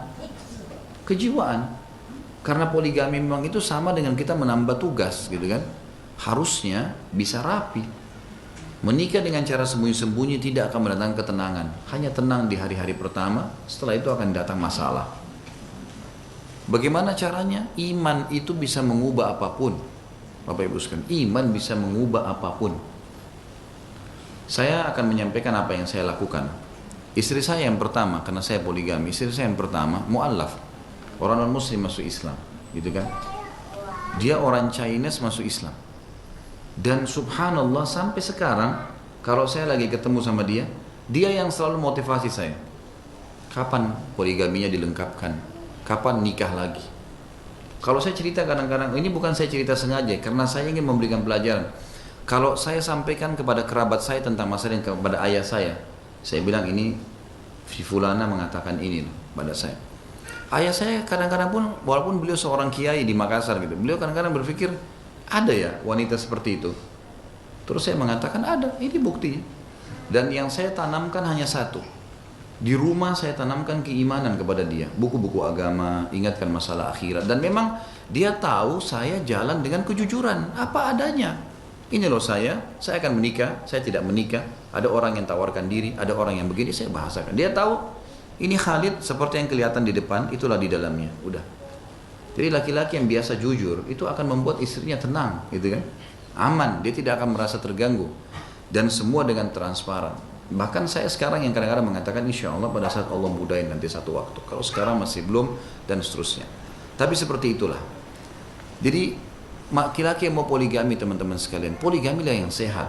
Jangan poligami tidak sehat, malah kacau nih kalau sembunyi-sembunyi. Terlebih lagi kalau menikahnya dengan wanita yang malam, ini wanita tidak benar, pezina. Dengan alasan dia mau bertobat, ini bukan alasan ini. Mestinya salah ini, nggak boleh. Nikah dengan laki yang baik-baik, memang istri. Di pesantren kah, anak-anak yang baik-baik, yang solehah, kan akan jadi ibu anak-anak kita, gitu kan? Itu dulu poin. Kalau saya melihat cara suami ibu salah, caranya dia salah. Sekarang saya akan bahas ibunya. Bagaimana keadaan saya, Ustaz? Ibu punya opsi sekarang.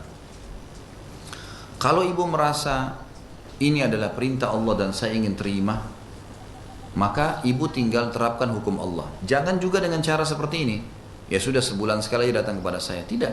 Ingatkan dia, kalau kau memang poligami, maka hukum Islam adalah kamu harus bisa membagi malam sehari-sehari nafkah dengan keadilan, dan keadilan nafkah ini adalah mengetahui kadar kebutuhan pasangan. Misal, istri pertama anaknya 5, istri kedua anaknya 1, tentu beda nafkahnya, kan gitu. Istri pertama tinggal misalnya di Inggris. Kehidupan di sana mahal, sewa rumah segala mahal. Yang satu tinggal di Jakarta. Tidak bisa ditarik nilai sewa di Inggris, nilai sewa di Jakarta, enggak. Keadilan itu adalah meletakkan pada porsinya. Itu keadilan. Jadi bukan berarti di sana $1.000, di sini harus $1.000. Mau tidak mau di sini rumah biar cuma $100 tetap dikasih 900-nya. Ini bukan pada tempatnya. Saya pernah pastikan kepada beberapa masyayikh. Mereka mengatakan keadilan justru meletakkan pada tempatnya nih. Karena kalau anak istri pertama punya 5 anak dan istri kedua punya anak 1 anak, ini dikasih 10 juta, ini juga 10 juta, justru tidak adil. Iya nggak? Karena ini kebutuhan lebih besar, ya gitu. Jadi harusnya seperti itu. Nah, ibu saya sarankan, kalau memang mau menerima hukum Allah SWT ini, alhamdulillah, ibu tinggal menuntun suami untuk menjalankan yang wajib itu. Ini loh, bagian waktu dan nafkahnya seperti ini, silahkan, gitu kan. Kalau ibu mau tanazul, ini hukum lain lagi. Saya sebagai istri, saya merasa suami saya nggak apa-apa kalau nggak datang. Malam saya hadiahkan kepada madu saya. Itu halal dalam agama. Boleh saja. Itu ada pahala tersendiri. Sebagaimana Ummu Salamah radhiyallahu anha pernah menghadiahkan malamnya kepada Aisyah radhiyallahu anha. Jadi kalau ibu mau menerima, sebagaimana saya paham di akhir pertanyaan ini adalah menerima keadaan tersebut, maka seperti saya bahasakan tadi, justru pandu suami agar melakukan perintah agama. Bagaimana sikap saya sebagai istri jika suami saya tidak mengizinkan saya untuk mengikuti kajian, dan apakah perbuatan saya termasuk durhaka kepada suami apabila saya pergi kajian tanpa seizin suami? Jawabannya iya, nggak boleh bu. Jawabannya nggak boleh kalau suami tidak izinkan, gitu kan? Kecuali memang dalam arti dasar, dalam arti perilaku suami ibu ini memang orangnya jauh sekali dari agama. Jauh sekali dari agama, dia melarang karena dia benci agama itu. Nah ini boleh, ini nggak apa-apa. Karena dia benci agama, dia larang bukan karena ada kebutuhannya. Tapi kalau dia butuh dilayanin misalnya, anak-anak di rumah lagi tidak ada yang urus, kemudian dia minta kita lebih dahulukan itu, maka ini nggak boleh. Ibu nggak boleh keluar kecuali dengan izinnya. Lalu bagaimana caranya Ustaz supaya saya bisa belajar? Alhamdulillah sekarang media banyak. Ibu bisa dengar radio, ya bisa beli DVD, sampaikan kepada suami kalau emang kamu nggak izinkan saya pergi taklim, tolong saya butuh DVD judulnya ini, tolong dibeliin, misal, ya seperti itulah. Apabila kita hanya membaca Al-Quran tanpa kita membaca artinya, apakah ibadah tersebut termasuk ibadah sia-sia? Tentu saja tidak. Al-Quran punya 4 hak. Yang pertama, membacanya dan mengkhatamnya. Tanpa mengerti artinya pun boleh. Saya biasa ajarkan di pengajian saya, coba terapkan habis subuh khusus baca Al-Quran. Baca Al-Quran. Baca saja, tapi ini berurut dari Al-Fatihah sampai An-Nas. Habis duhur, beri hak yang kedua, mentadabburinya. Tadabbur ini tidak harus berurut. Boleh dari 114 surah mana saja yang menarik buat kita. Misal ibu-ibu suka mau baca surah tentang perempuan, ada surah Maryam, ada surah An-Nisa. Bapak-bapak mau baca tentang laki-laki, ada surah Yusuf, ada surah Nuh, ada surah Ibrahim, ada surah Muhammad alaihissalam. Kemudian mungkin ada yang mau baca tentang hewan-hewan, ada Al-Ankabut, ada Al-Fil, ada An-Naml, ada An-Nahl, banyak yang itu. Ini semua bisa. Ini tadabburi dan ini bisa 10 ayat saja, karena para sahabat mengatakan kami setiap kali bertemu di zaman Nabi SAW, kami selalu mengatakan, marilah kita beriman, menambah iman kita dengan 10 ayat Al-Quran. Kemudian yang ketiga, menghafalnya. Menghafal juga sama. Kalau Bapak Ibu mau yang sederhana, kalau ikutin saran saya, per hari hafal 10 ayat. Per hari hafal 10 ayat. Ya. 10 ayat ini bebas, tidak harus berurut. Surah mana saja yang paling kita sukai. Misal ibu-ibu mau surah Maryam deh, surah nomor 19 ini saya mau hafal dulu. Baik 10 ayat. Kalau 10 ayat per hari, Al-Quran itu memiliki 6.666 ayat. Kalau ibu dan bapak sekalian baca hafal 10 ayat per hari, 1 bulan 30 hari berarti kita punya 300 ayat yang kita hafal. Kemudian kalau 1 tahun 12 bulan kita punya 3.600 ayat. 1 tahun 11 bulan itu sudah hafal 30 juz. Ustadz, nanti saya takut lupa. Semua orang lupa Bapak Ibu sekalian. Imam Masjid Haram itu dari kecil hafal, lupa nggak? Lupa. Tapi tidak mungkin orang hilang semua hafalannya, enggak. Paling yang dilupa 2-3 ayat. Oh sambungannya, tinggal itu yang diulangin. Jangan terbawa dengan arus syaitan. Coba dulu, mulai dulu baru nilai. Ya. Yang keempat, ngamalkan. Ini haknya Al-Quran. Jadi Bapak Ibu bisa bagi, habis subuh baca Al-Quran 10-10 ayat, atau misalnya baca berurut setengah lembar habis sholat, 5-10 menit. Kemudian habis duhur khusus untuk tadabbur 10 ayat saja, baca ayat, baca terjemahan. Kalau Bapak Ibu bisa gabungin habis subuh antara baca dengan baca tadabburnya, baca ayatnya itu bagus, ringkas malah gitu kan.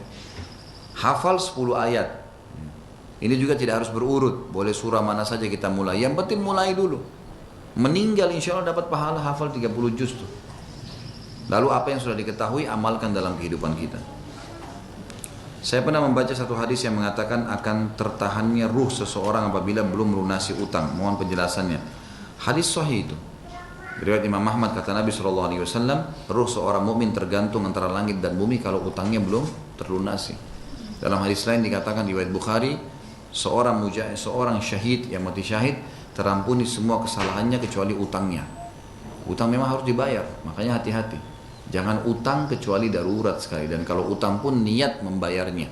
Kata Nabi SAW, tidak ada seorang pun yang utang lalu dia niat membayarnya kecuali Allah akan mudahkan dia membayarnya, gitu kan? Dan tidak ada seseorang yang utang yang sengaja tidak mau bayar kecuali Allah akan persulit dia untuk membayarnya. Sudah azan belum nih? Oh sudah. Baik, kalau sudah berarti ini tidak bisa dibaca lagi. Ya. Maka insya Allah mudah-mudahan apa yang kita bahas hari ini bisa bermanfaat Bapak Ibu sekalian. Dan saya berharap mudah-mudahan bahasan kita ini bisa diikutin setiap bulan, sebulan sekali di tempat kita ini. Dan kita terus akan membedah buku ini. Dan insya Allah pun kalau selesai buku ini kita akan masuk ke buku-buku yang lain. Ya. Untuk pertanyaan, saya tidak, Bapak Ibu yang belum sempat saya baca, nggak usah khawatir, saya simpan di buku ini. Bulan depan insya Allah, begitu saya selesai menyampaikan tema, saya akan fokus baca pertanyaan ini. Saya tidak terima lagi kertas dulu sampai selesai ini insya Allah. Kalau ada yang darurat sekali bisa telepon ke saya, nanti ambil dari teman-teman panitia. Kalau mau komunikasi atau konsultasi bisa telepon saja langsung. Kalau WhatsApp agak sulit, sekarang ada 1400 WhatsApp yang belum saya jawab gitu. Kalau SMS sudah mendekati 375 SMS. Saya tidak tahu orang ini mau bertanya apa nih semua gitu kan. Kadang-kadang ada yang tidak punya perasaan nih kalau bertanya. Ustadz tolong jelaskan dengan lengkap dalil-dalilnya. Ini saya mau ketik berapa jam nih gitu kan.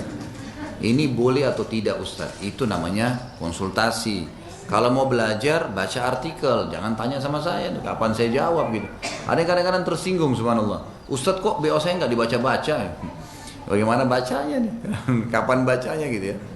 Allahu a'lam. Jadi mudah-mudahan bisa dimengerti. Baik, kita berdoa kepada Allah SWT, semoga majelis kita diberkahi dan dijadikan ini sebagai tambahan amal kita pada hari kiamat. Dan juga semoga saja semua yang pernah berbuat dosa dimaafkan oleh Allah, diganti menjadi pahala. Semua yang sakit disembuhkan, penyakit yang tidak diutang dilunasi utangnya, yang belum mendapatkan hidayah dimudahkan dapat hidayah, yang sudah dapat hidayah dimudahkan untuk mengamalkan. Terus kita mendoakan saudara kita di Palestina, di Syria, di Yaman, di Irak, di Myanmar, dimanapun mereka sedang tertindas. Semoga Allah ikhlaskan niat mereka, kokohkan telapak kaki mereka, terima para syuhada mereka, dan juga Allah SWT partisipasikan kita bersama mereka di pahala, baik dengan doa dan harta juga dengan jiwa kita. Dan semoga Allah Subhanahu wa taala menyatukan kita semua di surga Firdaus yang tanpa hisab, mana ia satukan kita di majlis ilmu yang mulia ini. Pada benar dari Allah, pada salah saya mohon dimaafkan. Subhanakallahumma wa bihamdika asyhadu an la ilaha illallah.